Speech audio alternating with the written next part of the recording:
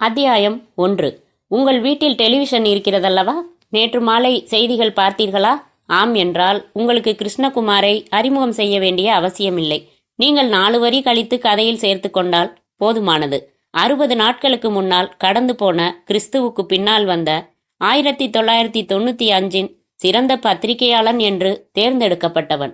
உங்கள் குரல் என்னும் சார்பில்லாத, ஆனால் அரசியலை கடைந்து வெண்ணெய் எடுத்துக்கொள்ளும் துப்பறியும் பத்திரிகையின் ஆஸ்தான பேனாக்காரன்.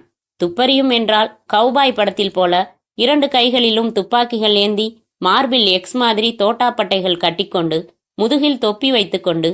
நோ, அப்படி இல்லை. சமுதாயத்தின் சுரண்டல்காரர்களையும் அரசியல் ஊழல்காரர்களையும் ஆதாரங்களோடு அம்பலப்படுத்தும் இன்வெஸ்டிகேட்டிவ் ஜேர்னலிசத்துக்கு தோதாக துவங்கப்பட்ட பத்திரிகை அது. கிருஷ்ணகுமாரின் எழுத்தில் முள் மலர் இரண்டும் உண்டு.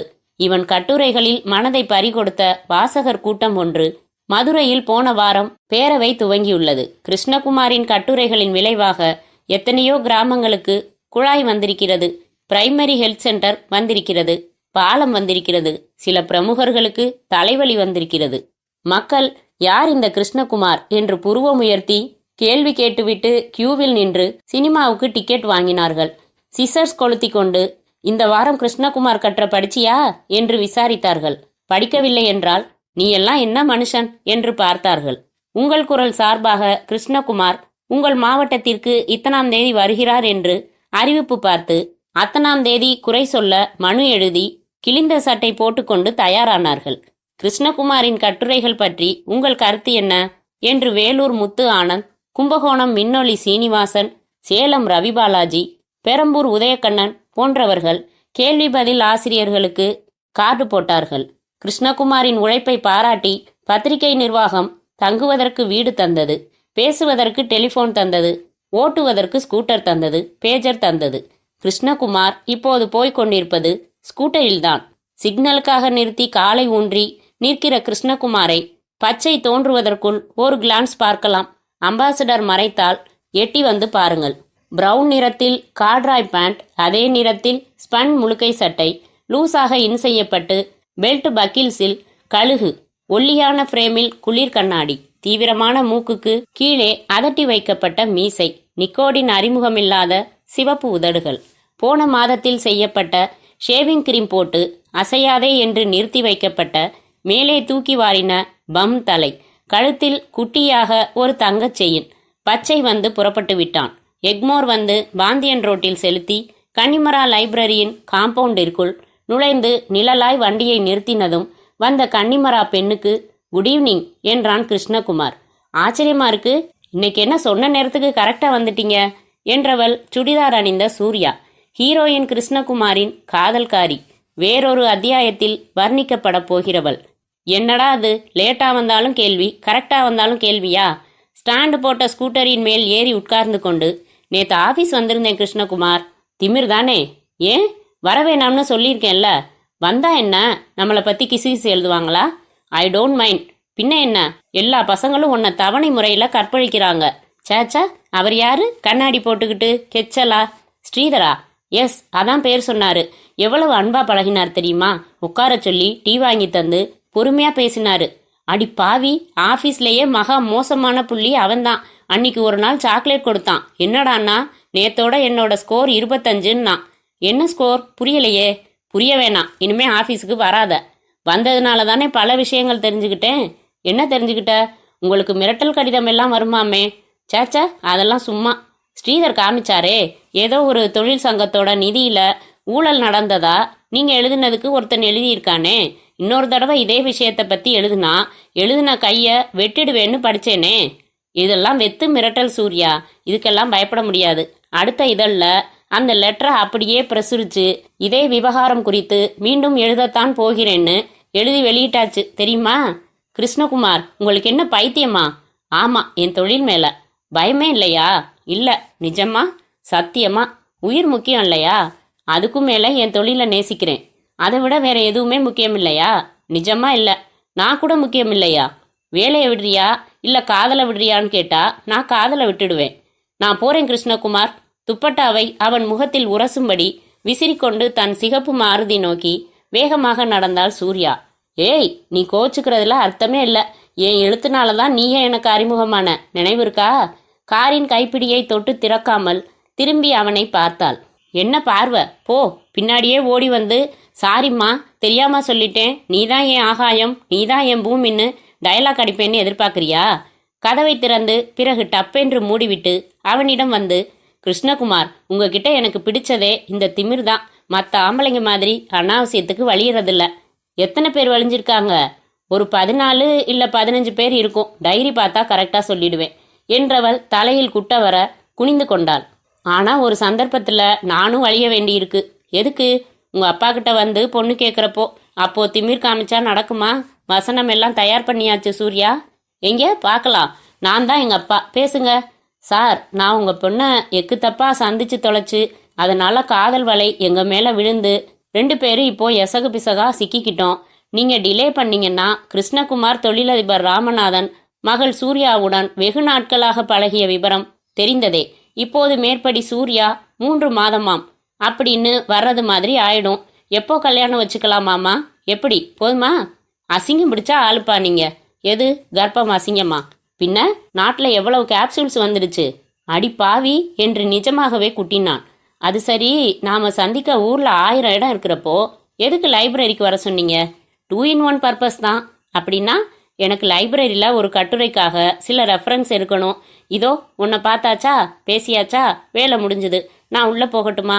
வேற ஒன்றும் விஷயம் இல்லையே.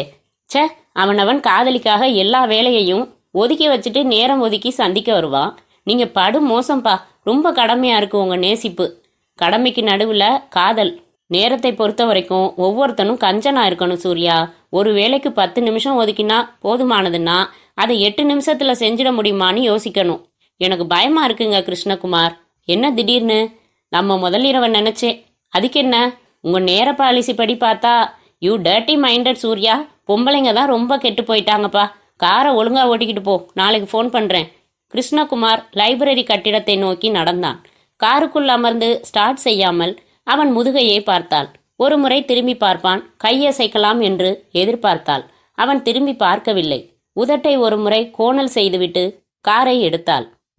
அத்தியாயம் 2. பெரிய பெரிய பூக்கள் மலர்ந்த டர்க்கி டவல் கட்டிக்கொண்டு பாத்ரூமை விட்டு வெளிப்பட்டு அறைக்குள் வந்தாள். வார்ட்ரோப்பை திறந்து ஹேங்கர்களை தள்ளி தள்ளி இளம் நீல மிடி எடுத்தாள். அணிந்து கொண்டாள். ட்ரெஸ்ஸிங் மேஜை முன் அமர்ந்து 1/2 மணி நேரம் செலவழித்தாள். கூந்தலுக்கு ட்ரையர், புருவங்களுக்கு ட்வீஸ், உதடுகளுக்கு லிப்ஸ்டிக், அதன் மேல் க்ளோஸ், கன்னங்களுக்கு லேசாக ரூஜ். எழுந்தாள். கண்ணாடி சூர்யாவை கண்ணடித்தாள். சென்ட் எடுத்து கழுத்துக்கு கீழே வாசனையாக்கி கொண்டாள். இப்படி அப்படி திரும்பி பார்த்து பெருமூச்சு விட்டு உயர வைத்து பார்த்து கைப்பை எடுத்துக்கொண்டாள்.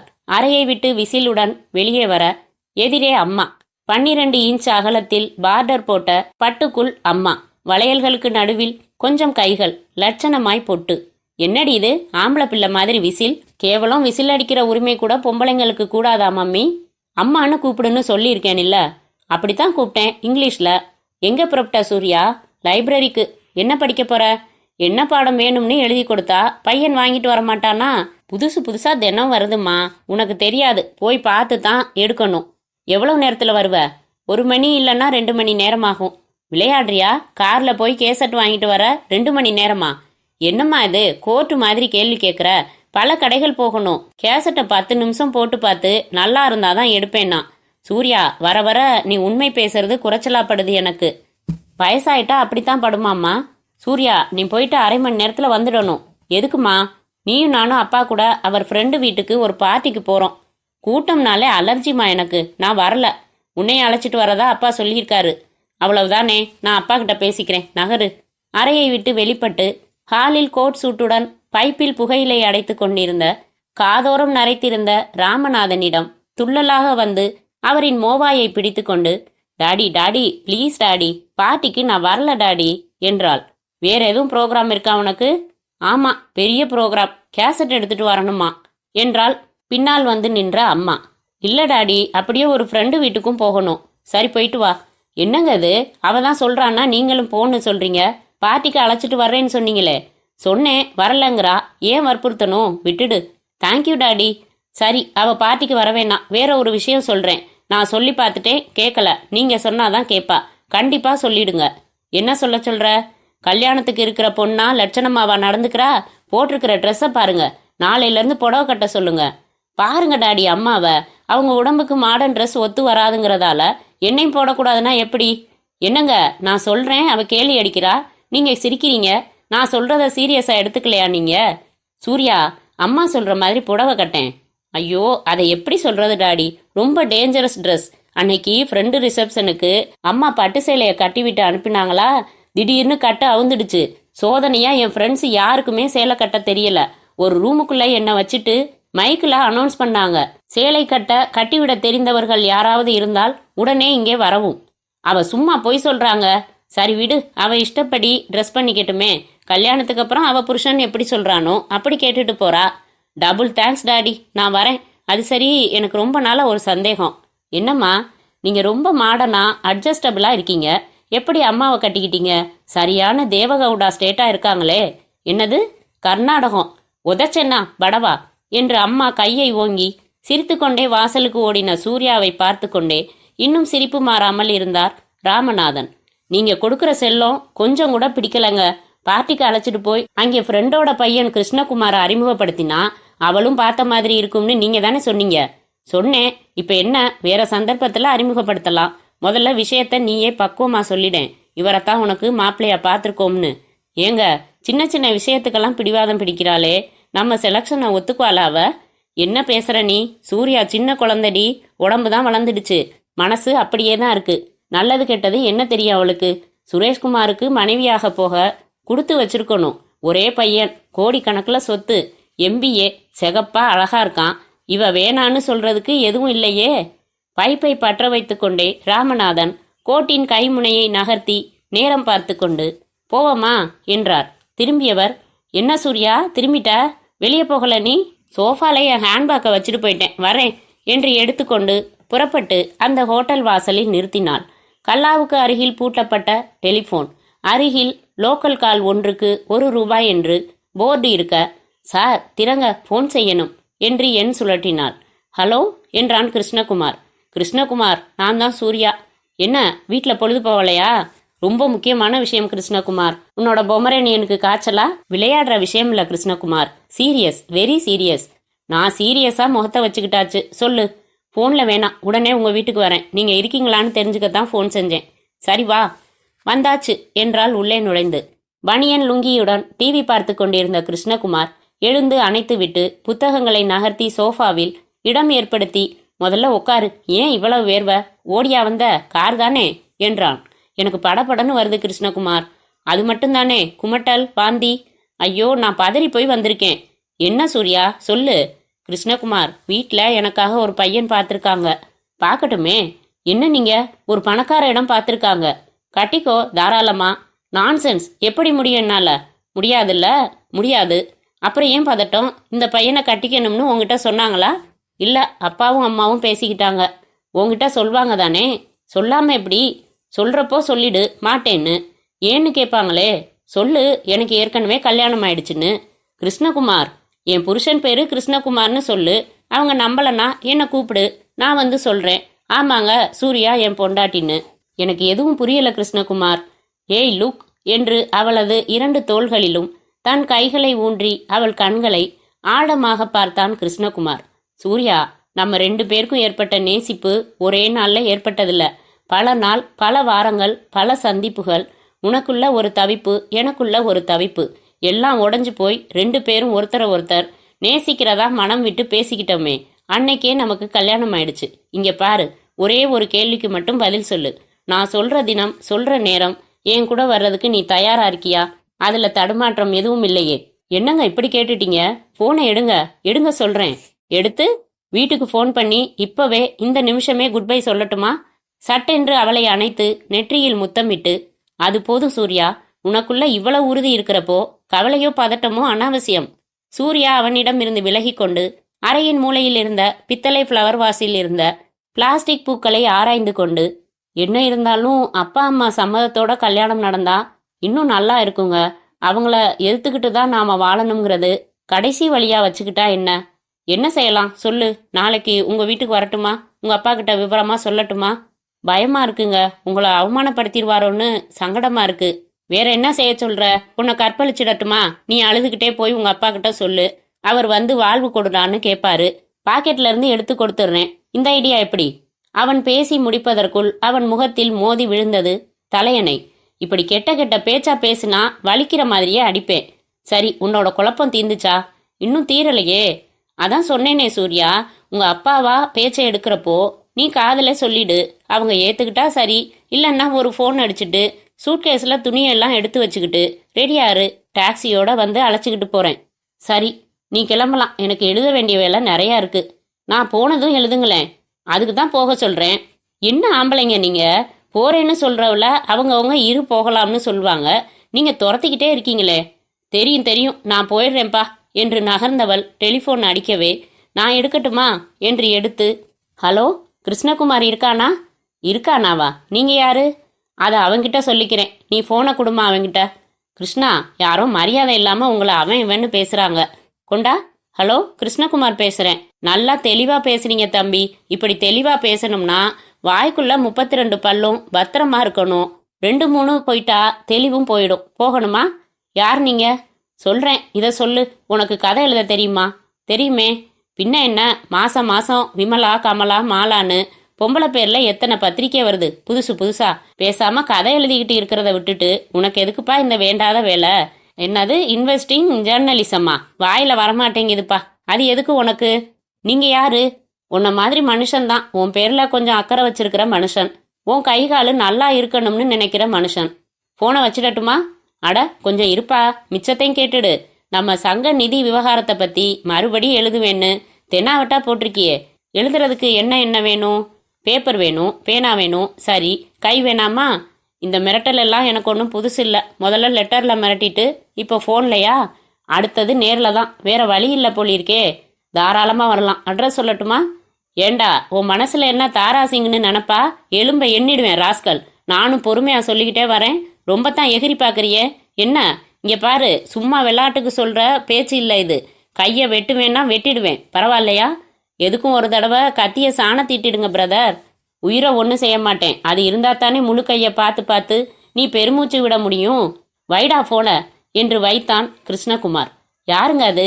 சும்மா மிரட்டல், நத்திங். நீ போயிட்டு வா சூர்யா. கையை வெட்டுவேன்னு சொன்ன மாதிரி இருந்துச்சு. இது என்ன வெண்டைக்காயா? இதெல்லாம் சகஜம் சூர்யா. கிருஷ்ணா, ப்ளீஸ் ப்ளீஸ், நான் ஒன்று சொன்னா நீங்க கேட்கணும். மாட்டேன். நீ என்ன சொல்வன்னு தெரியும். என்ன, இந்த வேலையை விட்டுடுங்கம்ப அதானே? ஆமா, வேற வேலை கிடைக்காதா? சூர்யா, இதை நான் வருமானத்துக்காக செய்யல. உனக்கு விளக்கினாலும் புரியாது. தபால்ல மிரட்டுறான், போன்ல மிரட்டுறான். மனசு பக்கு பக்குன்னு அடிச்சுக்காதா? இதெல்லாம் சும்மா ஒரு பயங்காட்டுறது சூர்யா. சொல்றவன் செய்யறதில்ல, செய்யறவன் சொல்றதில்ல. அப்படியே செய்ய வந்தாலும் முடியாது அவனால. ஏன்? இங்க வா என்று தன் மேஜைக்கு அழைத்து சென்று டிராயரை இழுத்து மூடிக்கொண்டிருந்த புத்தகத்தை எடுத்து, பாரு, நீ நேர்ல பார்த்திருக்க மாட்ட என்றான். ஐயோ, என்னங்க இது? துப்பாக்கி எல்லாம் வச்சிருக்கீங்க? பாதுகாப்புக்கு தான் லைசன்ஸ் வாங்கியிருக்கேன். சுடணும்னு அவசியம் இல்லை. எடுத்து காட்டினாலே ஓடிடுவாங்க. நீயும் தைரியமா வீட்டுக்கு போ. உங்களுக்கு சுட தெரியுமா? இதுக்காக ஜப்பான் போய் ட்ரைனிங் எடுத்துக்கிட்டு வரணுமா என்ன? இதோ பாரு என்று எடுத்து நேராய் அவள் நெஞ்சிற்கு குறிவைத்து, சுட்டு காமிக்கட்டுமா என்றான். எங்க தைரியம் இருந்தா சுடுங்க. சுட்டா போச்சு என்று ட்ரிக்கரை லேசாக பின்னுக்கு இழுக்க, ஐயோ என்னங்க இது? நிஜமாவே? ட்ரிக்கரை இழுக்க கிளிக் என்றது. எம்டி துப்பாக்கி. லோட் பண்ணல. பயந்துட்டியா? இப்படிதான் பயமுறுத்துறதா? நான் வரேன், போயிட்டு வா. இப்படி பயந்த மூஞ்சியோட போகாத. எங்கே சிரி, எங்கே சிரி என்று அவனைப் போலவே பேசி பழித்து காட்டிவிட்டு வேகமாய் வெளியேறினாள் சூர்யா. அத்தியாயம் 3. சூரியனுக்கு முன்னால் விழித்து பல் விளக்கினான் கிருஷ்ணகுமார். கதவோரத்தில் பேப்பர் வந்துவிட்டதா என்று பார்த்து இல்லாமல் போக மொட்டை மாடி வந்து எக்ஸர்சைஸ் செய்தான். இறங்கி பால் வந்திருக்க, பேப்பரும் வந்திருக்க, காப்பி போட்டுக்கொண்டே தலைப்புச் செய்திகள் பார்த்தான். குளிப்பதற்கு துண்டெடுத்த போது வாசலில் ஆட்டோ வேலைக்காரி போட்ட கோலத்தை மிதித்து நின்றது.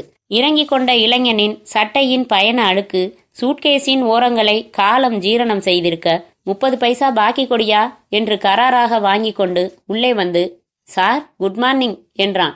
Good morning. நீங்க? கிருஷ்ணப்பா. என்ன உங்களுக்கு தெரியாது? உங்களையும் எனக்கு தெரியாது. என்னங்க குழப்புறீங்க? ஆனா உங்க சித்தப்பாவை எனக்கு தெரியும். லெட்டர் தந்திருக்காரு பாருங்க. பாக்குறேன். என்ன விஷயம்? நான் கரஸ்பாண்டன்ஸ் கோர்ஸ்ல MA படிக்கிறேன். காது கேட்காதா? என்ன விஷயமா வந்திருக்கீங்கன்னு. அதான் சார் சொல்ல வர்றேன். நான் கரஸ்பாண்டன் எம்ஏ படிக்கிறீங்க சரி, அதுக்கு ஒரு வாரம் பரீட்சை, இங்கே எக்ஸாம் சென்டர், இந்த வீட்லையா? இவ்வளவு தமாசா பேசுவீங்கன்னு உங்க சித்தப்பா சொல்லவே இல்லையே. Madras centre sir. உங்க சித்தப்பா கிட்ட சொன்னேன், அவர் தான் சொன்னாரு நீ லாட்ஜில் தங்காத, பணம் வேஸ்ட்டு, பத்திரமும் இல்லை. கிருஷ்ணகுமாருக்கு ஒரு லெட்டர் தர்றேன், அங்கே போய் தங்கிக்க, தனியாக தான் இருக்காருன்னு சொன்னாரு. பாத்ரூம் எங்க இருக்கு சார்? எதுக்கு?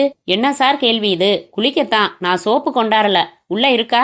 ரொம்ப தமாஷ் பேர்வழி சார் நீங்க என்று கிருஷ்ணப்பா துண்டுடன் பாத்ரூம் போக அவன் முதுகை எரிச்சலாய் பார்த்தான் கிருஷ்ணகுமார். கையில் வைத்திருந்த அவன் தந்த லெட்டரை பார்த்து கேட்டான், ஏன் சித்தப்பா, உங்களுக்கு கொஞ்சமாவது விவஸ்தை இருக்கா? இது என்ன சத்திரமா? டெலிஃபோன் எடுத்து ஹலோ. என்ன கிருஷ்ணகுமார், கட்டுரை முடிச்சிட்டியா? உன் பக்கங்கள் மட்டும் பாக்கி, வந்துட்டா நாளைக்கே இஷ்யூ ஒர்க்கு முடிஞ்சிடும். ஆஃபீஸுக்கு எடுத்துட்டு வந்துடு. நேத்து வரல போல இருக்கே. ஆமா, இங்க கொஞ்சம் வேலையா போச்சு. உன் ரேக்ஸ் நிறைய தபால் கிடந்துச்சு, பார்த்தேன். ரைட், அப்ப ஆபீஸ்ல சந்திக்கலாம். சரி சார் என்று வைத்தான். குளித்து விட்டு காதுக்குள் சுண்டு விரல் விட்டு அசைத்து கொண்டே வந்த கிருஷ்ணப்பா, உங்க ரூம் எது? சீப்பு பவுடர் எல்லாம் எங்கே இருக்கு? எரிச்சலாக எல்லாம் எடுத்து தந்து, இன்னைக்கு என்ன ப்ரோக்ராம் உங்களுக்கு என்றான் கிருஷ்ணகுமார். நாளைக்கு பரீட்சை ஆரம்பம், இன்னைக்கு பூரா படிக்க போறேன். நான் குளிச்சுட்டு வெளியில போறேன். நீங்க வெளியில போறதா இருந்தா பூட்டிட்டு போங்க. யாராச்சும் கதவை தட்டுனா பக்கத்துல ஜன்னல் கதவை திறந்து பார்த்துட்டு யாரு என்னன்னு கேட்டு தான் கதவை திறக்கணும். என்ன, இதெல்லாம் கூட தெரியாதா எனக்கு? இது என்ன சென்டா? After shave lotion. நான் நேத்து ஷேவிங் பண்ணேன், இன்னைக்கு போட்டுக்கலாமா? வாசனையா இருக்கே. ஓசியில பொண்ணு கிடைச்சா எத்தனை கல்யாணம் பண்ணுவீங்க கிருஷ்ணப்பா? வாயை திறந்தா தமாஷ். அட போடா பொறுக்கி என்று சொல்ல வந்தவன் விழுங்கி குளிக்க போனான். அரை மணி நேரத்தில் கிருஷ்ணகுமார் தயாராக ஷூ அணிந்து கொண்டான். நான் ரயிலை விட்டு இறங்கினதுமே டிஃபன் சாப்பிட்டேன். நீங்க சாப்பிடல? போற வழியில ஹோட்டல்ல சாப்பிட்டுக்குவேன். ஃப்ளாஸ்க் வச்சிருக்கீங்களா? எதுக்கு? டீ வாங்கி வச்சுக்கிட்டு படிக்கத்தான். ஃப்ளாஸ்க் இருந்தும் இல்லை என்றான். பரவாயில்ல, அட்ஜஸ்ட் பண்ணிக்கிறேன். யாராச்சும் ஃபோன் செஞ்சா உங்க ஆஃபீஸ் நம்பர் சொல்லி போக சொல்றேன். குறிச்சு வச்சிருக்கேன். இந்த ஃபோன்ல பம்பாய்க்கு எஸ்டிடி பேச முடியுமா சார்? பேசலாமே, ஏன்? ஒண்ணுமில்ல, நம்ம சிநேகிதன் ஒருத்தன் பம்பாயில வேலை செய்யறான், அதான் கேட்டேன். கோட் நம்பர் என்ன? 4 நாளா வெளியூர் பேசுற சிஸ்டம் மட்டும் ரிப்பேருங்க. சரி பரவாயில்ல விடுங்க. கிருஷ்ணகுமார் ஸ்கூட்டரை எடுத்து ஹெல்மெட் மாட்டிக்கொண்டு புறப்பட்டு சென்றதும் கிருஷ்ணப்பா கதவை சாத்திவிட்டு சமையலறை சென்று அலமாரியில் இருந்த பிரித்த பிஸ்கட் பாக்கெட்டில் இருந்து 4 எடுத்துக்கொண்டு ஹாலில் மின் விசிறியை உச்சத்தில் சுழல விட்டு பாடப்புத்தகம் கையில் எடுத்தான். அரை மணிக்கு பிறகு கதவில் தட்டல். யாரு என்றதற்கும் பதில் இல்லாமல் போக எழுந்து அருகில் ஜன்னலின் 4 கதவுகளில் ஒன்றை மட்டும் திறந்து பார்த்தான். 3 பேர் நின்றிருந்தார்கள். என்ன வேணும் உங்களுக்கு? கதவை திறங்க சார், உங்களைத்தான் பார்க்க வந்தோம். என்னையா? நீங்க தானே கிருஷ்ணகுமார்? என்ன விஷயம் சொல்லுங்க. உங்க கட்டுரைகள்னா ரொம்ப பிடிக்கும், பாராட்டி பரிசு கொடுத்துட்டு போகலாம்னு வந்தோம். கதவை திறங்களேன் சார். என்ன பரிசு? Pen set. அல்ப புத்தி கிருஷ்ணப்பா. ரொம்ப சந்தோஷம், நான் தான் கிருஷ்ணகுமார். இருங்க, கதவை திறக்கிறேன் என்று திறந்தான். மூவரும் உள்ளே வந்ததும் ஒருவன் கதவை சாத்தினான். கதவெல்லாம் சாத்த வேண்டாம், உட்காருங்க. நாங்க உட்கார வரல கிருஷ்ணகுமார். அதான் சொன்னீங்களே பரிசு கொடுக்க, கொண்டாங்க. தரத்தானே வந்திருக்கோம் என்றவன் சட்டையை உயர்த்தி பெல்ட்டின் பக்கில்ஸில் கை வைத்தான். என்னாச்சு, பாத்ரூம் போகணுமா என்றான் கிருஷ்ணப்பா. எவ்வளவு திமிர் இருந்தா நம்ம தலைவர் சம்பந்தப்பட்ட சங்கம்னு தெரிஞ்சும் ஊழல் பத்தி மோசமா எழுதுவ. என்ன எழுதுன? தொழிலாளிகள் வயிற்றில் அடிக்கிறார்கள். இப்போ உன் உடம்பு பூரா நாங்க அடிக்க போறோம். அந்த தொழிலாளி வந்து காப்பாத்துறானான்னு பாப்போம். பெல்ட் காற்றில் துடித்து முகத்தின் குறுக்கே இறங்க கிருஷ்ணப்பா பதறினான். ஐயோ, நான் கிருஷ்ணகுமார் இல்லங்க, என்னை விட்டுடுங்க. உன் அடிப்பு வித்தையெல்லாம் என்கிட்ட காமிக்காத. 3 பேரும் நெருங்கி வந்து கிருஷ்ணப்பாவை பேச சந்தர்ப்பம் தராமல் சரமாரியாக குத்துக்களும் உதைகளும் பொழிந்து சட்டையை வேட்டியை கிழித்து அங்கங்கே இரத்த கீறல்கள் ஏற்படுத்தி அவனை குப்பையாக்கி புறப்பட்டனர். அத்தியாயம் 4. அப்புறம் என்றாள் சூர்யா. இமைகள் அவசரமாக விக்கின. கிருஷ்ணப்பா தான் நானு நினைச்சு செம மொத்திப்புட்டாங்க. பையன் இன்னும் ஆஸ்பத்திரியில தான் இருக்கான் என்ற கிருஷ்ணகுமார் ஸ்கூட்டரின் சாவியை இடது வலது கைகளில் மாற்றி மாற்றி எரிந்து கொண்டிருக்க கடலின் ஆசீர்வாதம் பெற்ற காற்று அவன் சட்டையின் காலரை சீண்டியது. என்ன கிருஷ்ணா, கொஞ்சம் கூட பயமில்லாம சொல்றீங்க? இதுல பயப்பட என்ன இருக்கு? போலீஸ் வந்துச்சா? வரவழைச்சோம், புகார் கொடுத்தோம். அவங்கள பிடிச்சிடுவாங்களா? முடியும், ஆனா வரமாட்டாங்க. வந்தவங்க ஏவி விடப்பட்டவங்க தான். ஏவினது பெரிய இடம். பெரிய இடம்னா ஒரு முக்கிய எதிர்கட்சியோட தலைவர். உங்களுக்கு ஏன் கிருஷ்ணா இந்த அரசியல் விளையாட்டு எல்லாம்? சும்மா இரு சூர்யா, நான் யாருக்கும் எதுக்கும் பயப்படுறவன் இல்ல. எனக்கு நியாயமாப்பட்டதை எழுதுவேன் தொடர்ந்து.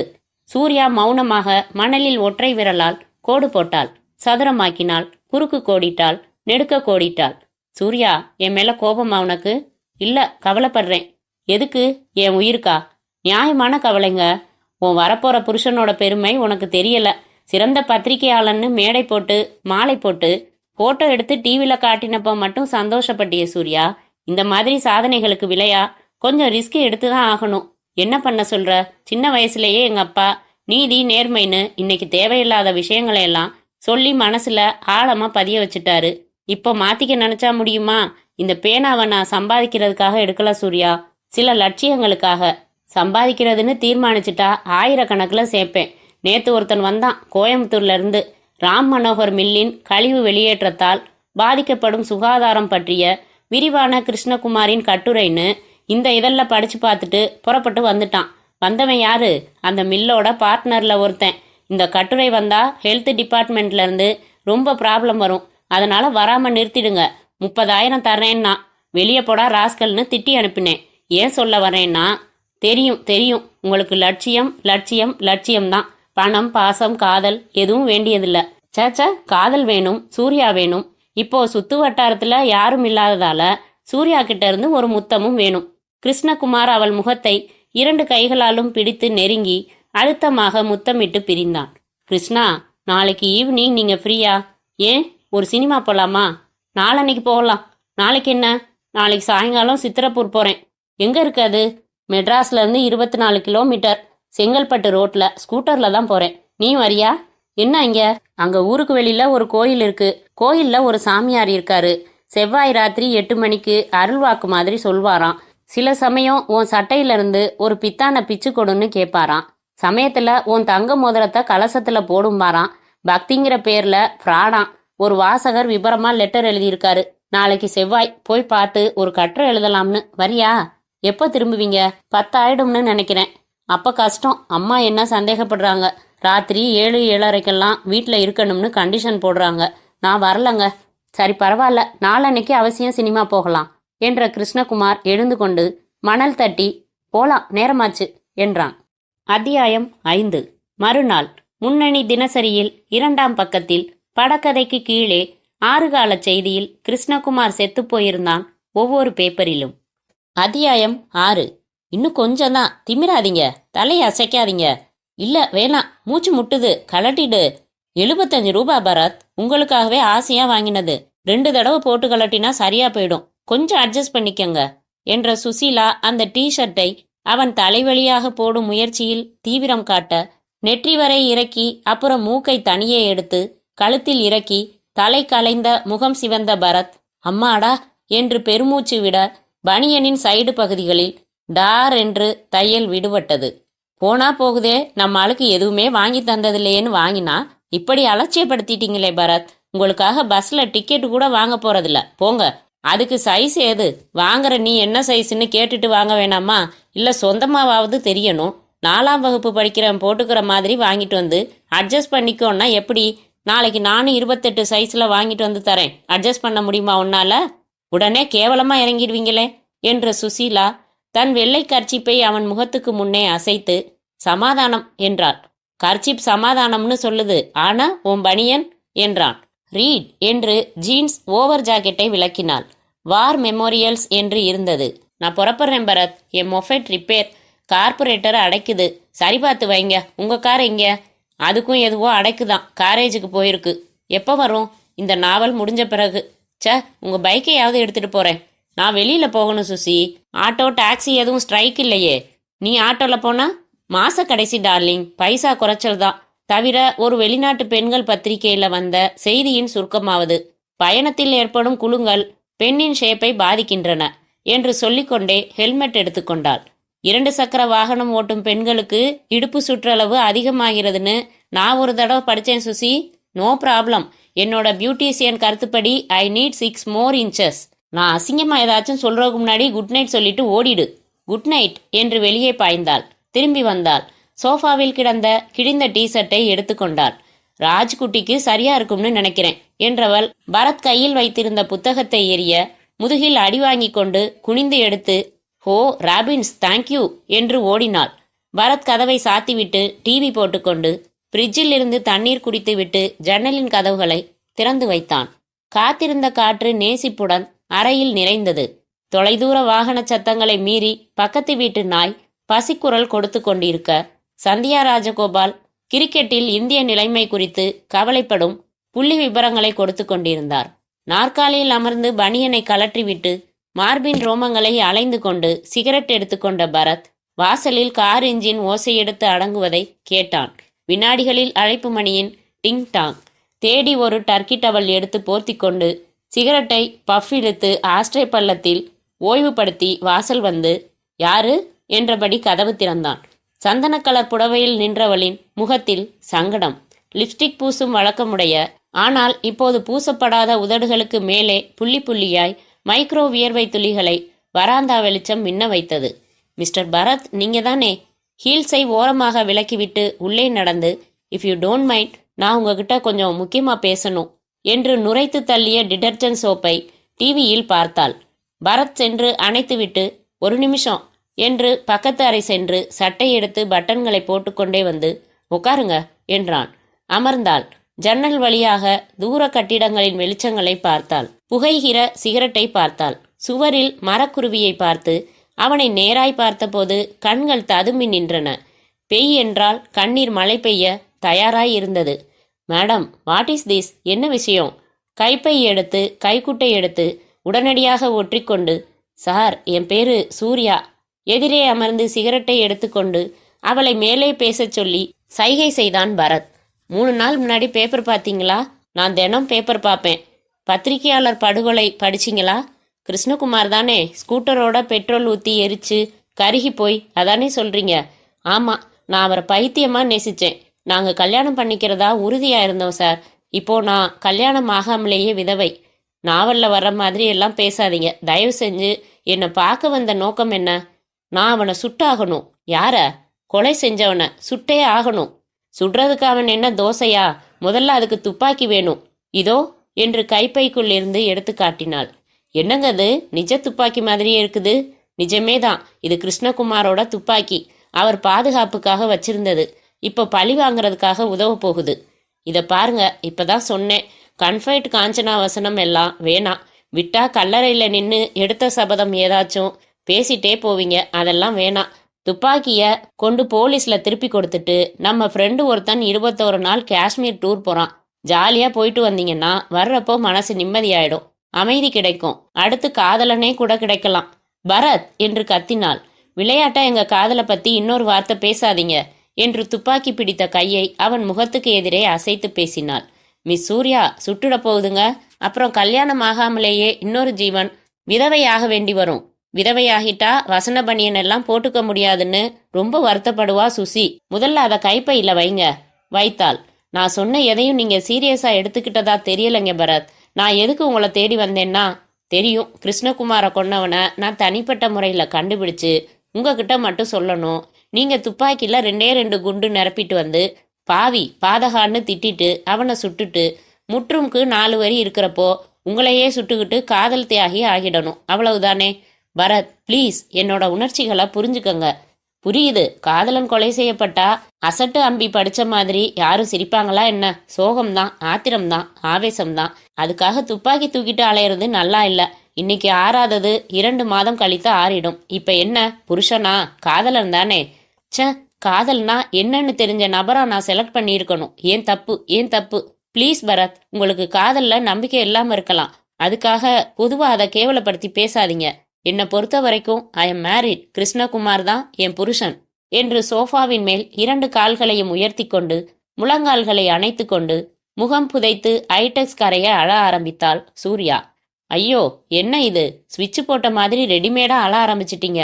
ஒரு பேச்சுலர் வீட்டில் ராத்திரி நேரத்தில், அதுவும் நேஷனல் ப்ரோக்ராம் ஆரம்பிக்க போற ராத்திரியில ஒரு பொண்ணு அலறது சரியில்லைங்க. வெளியில இருக்கிறவங்க என்ன நினைப்பாங்க? முதல்ல கண்ணை தொடங்க. கண்களை அவசரமாக துடைத்து கொண்டு, அப்படின்னா எனக்கு நீங்க உதவி செய்வீங்களா? என்ன உதவி? அவனை கண்டுபிடிக்கணும். போலீஸ் கண்டுபிடிப்பாங்க மேடம். மாட்டாங்க. இதுல அரசியல் சம்பந்தப்பட்டிருக்கு. பெரிய லெவல்ல செல்வாக்கு உள்ள புள்ளி செஞ்ச வேலை இது. எதுவும் ஆதாரம் வச்சிருக்கீங்களா? இல்ல, கடுமையா சந்தேகப்படுறேன். அதெல்லாம் செல்லாது கோர்ட்ல. கோர்ட் எதுக்கு? நியாயம் வழங்கத்தானே. அதை நான் வழங்க போறேனே. எனக்கு வேண்டியது என் சந்தேகம் உறுதியாகணும். அதுக்கு நீங்க உதவி செய்யணும். உதவி செஞ்சா கேட்குற பணம் தருவேன். அதில்ல, உதவி செஞ்சதும் என்ன செய்ய போறீங்க? டுமில். அப்போ நான் இந்த கதையிலிருந்தே வாபஸ் ஆகிடுறேன். பரத், என் கோபத்துல நியாயம் இல்லையா? இருக்கு, சட்டவிரோதமும் இருக்கு.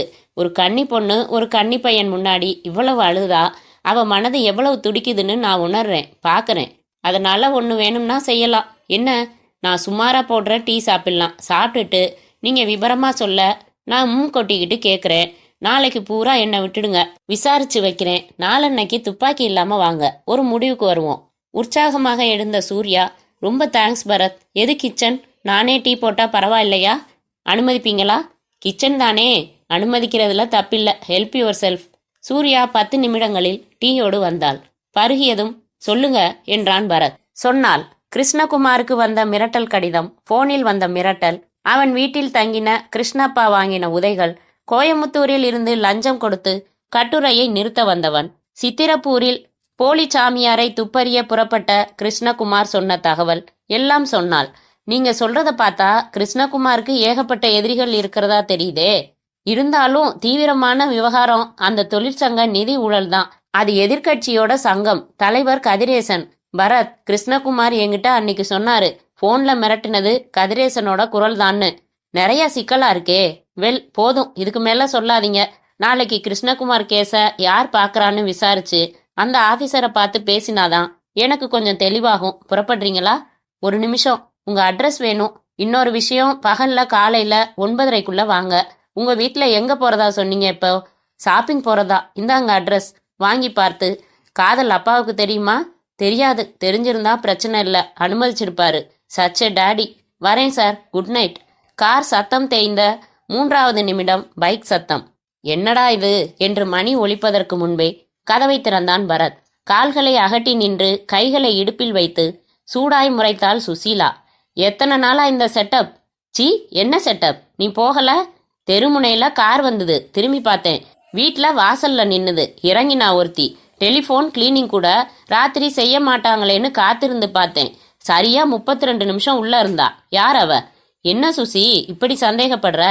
அவளோ கல்யாணமாகாத இளம் விதவை. என்ன குழப்புறீங்க? அவளோட டீ வேற சாப்பிட்ருக்கீங்க. எதுக்கு வந்தா இந்த நேரத்துல? ஸ்டூபிட் மாதிரி பேசாத. பத்திரிகையாளன் கிருஷ்ணகுமார் இருக்கானே, இருந்தானேன்னு சொல்லுங்க. கழுத்துக்கு கீழே கையால் விரைவாக வெட்டி காட்டி ஃபினிஷ்டு என்றாள். அவன்தான், அவனோட காதலி இவ. உடன்கட்டை ஏறணுமாமா? அதுக்கு சட்ட விளக்கமா? அதுக்கு முன்னாடி ஒரு கொலை செய்யணுமா? உங்களையா? சீரியஸா கேளு சுசி, கொலைகாரனை கண்டுபிடிக்கணுமாண்ணா. முதல்ல காதுக்குள்ள 2 சொட்டு டெட்டால் போட்டு கழுவிட்டு வாங்க சொல்றேன். ஏன் சுசி, இந்த கேஸை நீங்க கேட்டதே தப்பு. முழுக்க படிச்சேன். அரசியல் பின்னணி இருக்கு இதுல. பெரிய விஷயம். நமக்கு அதெல்லாம் வேணாம். காணாம போன பொண்டாட்டிகளை கண்டுபிடிச்சுக்கிட்டு வைர கடத்தலை முறியடிச்சுக்கிட்டு இப்படி சிம்பிளா இருந்துடுங்க. அரசியல்ல கால் விட்டு பார்க்க வேணாம். கேரட் மாதிரி வட்ட வட்டமா துண்டு பண்ணிடுவாங்க உங்களை, தெரிஞ்சுதா? இரு, அவசரப்படாத. நான் இன்னும் தீர்மானிக்கல. நாளைக்கு கொஞ்சம் விசாரிச்சுட்டு யோசிச்சு சொல்றேன்னு தான் சொல்லியிருக்கேன். நோ, இந்த கேஸ் உங்களுக்கு வேணாம். மீறினா உங்களையே முழுக்க நான் இழக்க வேண்டி வரும். நான் மறுபடியும் ஆரம்பத்துல இருந்து இன்னொரு ஆசாமிய காதலிக்கிறது சிரமம். புரிஞ்சுதா? வரேன் என்று வெளியேறினாள் சுசீலா. அத்தியாயம் 7. பரத் கதவை சாத்திவிட்டு டெலிஃபோனை எடுத்தான். மிஸ்டர் முருகேசன் ப்ளீஸ் என்றான். வினாடிகளுக்கு பின், பரத் பேசுறேன்பா. என்ன இந்த நேரத்துல? சொல்லு. குவார்ட்டர்ஸ்க்கு கிளம்பிட்டு இருந்தேன். ஜேர்னலிஸ்ட் கிருஷ்ணகுமார் மர்டர் கேஸை யார் பார்க்கறது? ஸ்டேஷன் லெவலா இல்லை டிபார்ட்மெண்ட் லெவலா? உடனே ஸ்பெஷல் பிரான்ச்சுக்கு மாத்தியாச்சே. மதுசூதனன்னு ஒரு இன்ஸ்பெக்டர் பார்க்குறாரு. என்ன விஷயம்? நாளைக்கு அவரை நான் சந்திக்கணும். ஏற்பாடு பண்ணுறியா? 10 மணிக்கு ஆஃபீஸ் வா, அறிமுகப்படுத்துகிறேன். என்ன திடீர் இன்ட்ரெஸ்ட்? சும்மா ஒரு ஆர்வம். கதை விடாத. ஒரு பொண்ணு ஃபோன் செஞ்சாலா? உனக்கு ஃபோன் செஞ்சு கிருஷ்ணகுமாரை கொன்னது தலைவர் கதிரேசனோட ஆள் தான் சார், நடவடிக்கை எடுங்கன்னு சொன்னாலா? இல்லையே, அதெல்லாம் இல்லையே. இங்கே தினம் காலையில் சாயங்காலம் தப்பாமல் ஒருத்தி அப்படி ஃபோன் செஞ்சுக்கிட்டு இருக்கா. பேர் என்ன சொன்னா? அதெல்லாம் சொல்கிறதில்ல. கீரல் ரெக்கார்டு மாதிரி ஒரே பல்லவி தான். கதிரேசனோட ஆளுங்க தான் கிருஷ்ணகுமாரை கொன்னது, நடவடிக்கை எடுங்க, அவ்வளவுதான். உண்மைதானா அது? விசாரிக்கிறோம், இன்னும் தீர்மானத்துக்கு வரல.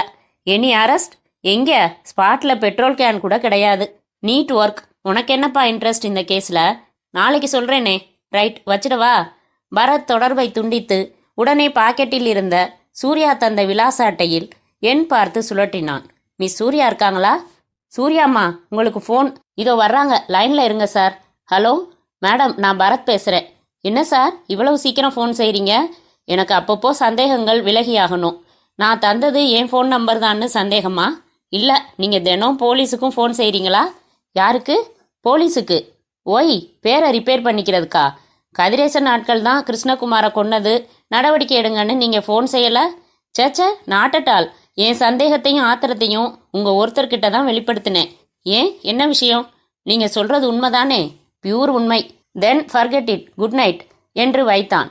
சமையலறை சென்று சுசீலா செய்து ஹாட்பேக்கில் வைத்துவிட்டு சென்றிருந்த சப்பாத்தியை பீங்கான் தட்டில் எடுத்து போட்டுக்கொண்டு ஃப்ரிட்ஜ் திறந்து சாஸ் எடுத்து ஊற்றிக்கொண்டு நின்றவாறே சாப்பிட்டான். கழுவி வைத்தான்.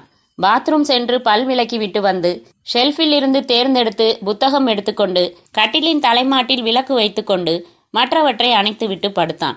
படிக்க ஆரம்பித்தான். 7ஆம் பக்கத்தில் டெலிஃபோன். Hello, Bharat here. தம்பி, என்னோட ஃபோனை நீ எதிர்பார்த்திருக்கவே முடியாது. குரல் தெரியுதா உனக்கு? தெரியல. பொதுக்கூட்டம் எல்லாம் வர்ற பழக்கம் இல்லையா தம்பி? இல்லை. யார் நீங்கள்? நான் ஃபோனில் பேச மாட்டேன். நான் எவ்வளவோ பேர் தவிக்கிறாங்க. தப்பில்லை அறிமுகப்படுத்திக்கிறதுல. என் பேர் கதிரேசன். என்னோட கட்சியில் எல்லாருமா சேர்ந்து நீங்கள் தான் தலைவராக இருக்கணும்னு சொல்லிட்டதுனால தலைவர். கேள்விப்பட்டிருக்கீங்களா தம்பி? சார், நீங்களா? நீங்கள் தானா? ஆச்சரியமா இருக்கா? என்னடா ஒரு கட்சி தலைவர் அறிமுகமே இல்லாத நமக்கு ஃபோன் செய்கிறாரேன்னு திகைப்பா இருக்கா? அவசியம் அப்படி. நமக்கு தொண்டர்கள் அதிகம். அவங்க ஊர் பூரா சுற்றுறாங்க, தகவல்கள் கொண்டாந்து தராங்க. கொஞ்சம் முன்னாடி ஒரு தகவல் தந்தாங்க. யாரோ சூர்யான்னு ஒரு பொண்ணா, அது உங்களை சந்திச்சுதான் கிருஷ்ணகுமார் கொலை கேஸ் குற்றவாளியை நீங்கள் கண்டுபிடிக்கணும்னு கேட்டுக்கிச்சான். உண்மைதானா? உண்மைதான். என்ன செய்கிறதா உத்தேசம்? அது இருக்கட்டும் சார், நீங்கள் எதுக்காக எனக்கு ஃபோன் செஞ்சீங்க? அவசரம் வேணா தம்பி, நிதானம் நிதானம். உங்களை பற்றி தொண்டர்கள்கிட்ட விசாரித்தேன். சின்ன பையன், இன்னும் கல்யாணம் ஆகலைன்னாங்க. தனியாக இருக்கிறதாவும் சொன்னாங்க. நமக்கு எதுக்கு தம்பி பொல்லாத விவகாரம் எல்லாம்? என்ன நான் சொல்கிறது? என்ன சொல்கிறீங்க? புரியலையே. கொலை கேஸில் எல்லாம் நீங்கள் தலையிட வேணாம்னு சொல்கிறேன். என்ன சார் மிரட்டுற மாதிரி பேசுகிறீங்க? சேச்சே, மிரட்டலாவது ஒன்றாவது. சும்மா ஒரு ரெக்வெஸ்ட் தான். அப்புறம் தம்பி அபிப்பிராயப்படி செய்யுங்க. வச்சிடட்டுமா?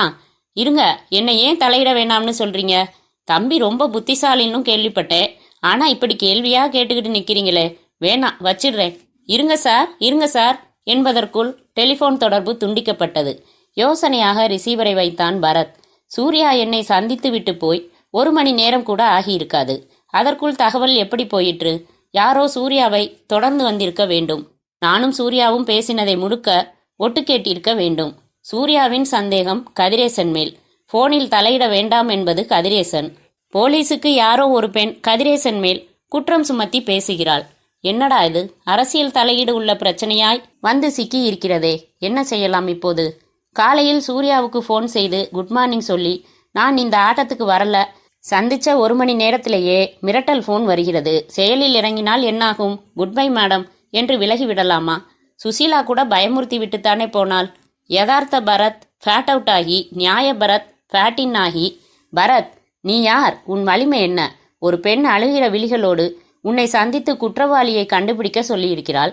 நீ பாதியில் அம்பேலானால் உன் மீசையை அவள் சந்தேகிக்க மாட்டாளா?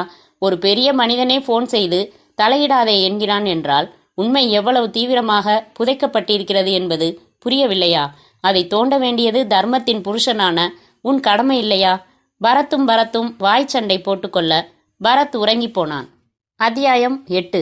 மதுசூதனன் பாக்கு பொட்டலத்தை தபால் கவர் போல சுத்தமாக ஓரம் கத்தரித்து உள்ளங்கையில் கொட்டிக்கொண்டு எதிரே நீட்டினார். வேணா என்றான் பரத். அப்படியே தன் வாயில் போட்டுக்கொண்டு, தலையிடாதேன்னு மட்டும்தான் சொன்னாரா? தலையிடுறதா இருந்தா உயிரை பத்தி கவலைப்படுன்னு சொல்லலையா தலைவர் என்றார். இல்ல, என்கிட்ட பேசுறப்போ சொன்னார் அப்படி. மை காட், உங்களையே மிரட்டினாரா? ஆமா, நிறைய செந்தமிழ் வார்த்தைகள் விளையாடுச்சு. என்ன சார் இது? நீங்க ஏன் நடவடிக்கை எடுக்கல மிரட்டினதுக்கு? என்ன ஆதாரம் இருக்கு? கதிரேசனை நேர்ல பாத்திருக்கீங்களா? நெத்தியில பட்டையா விபூதி, நடுவுல குங்குமம்.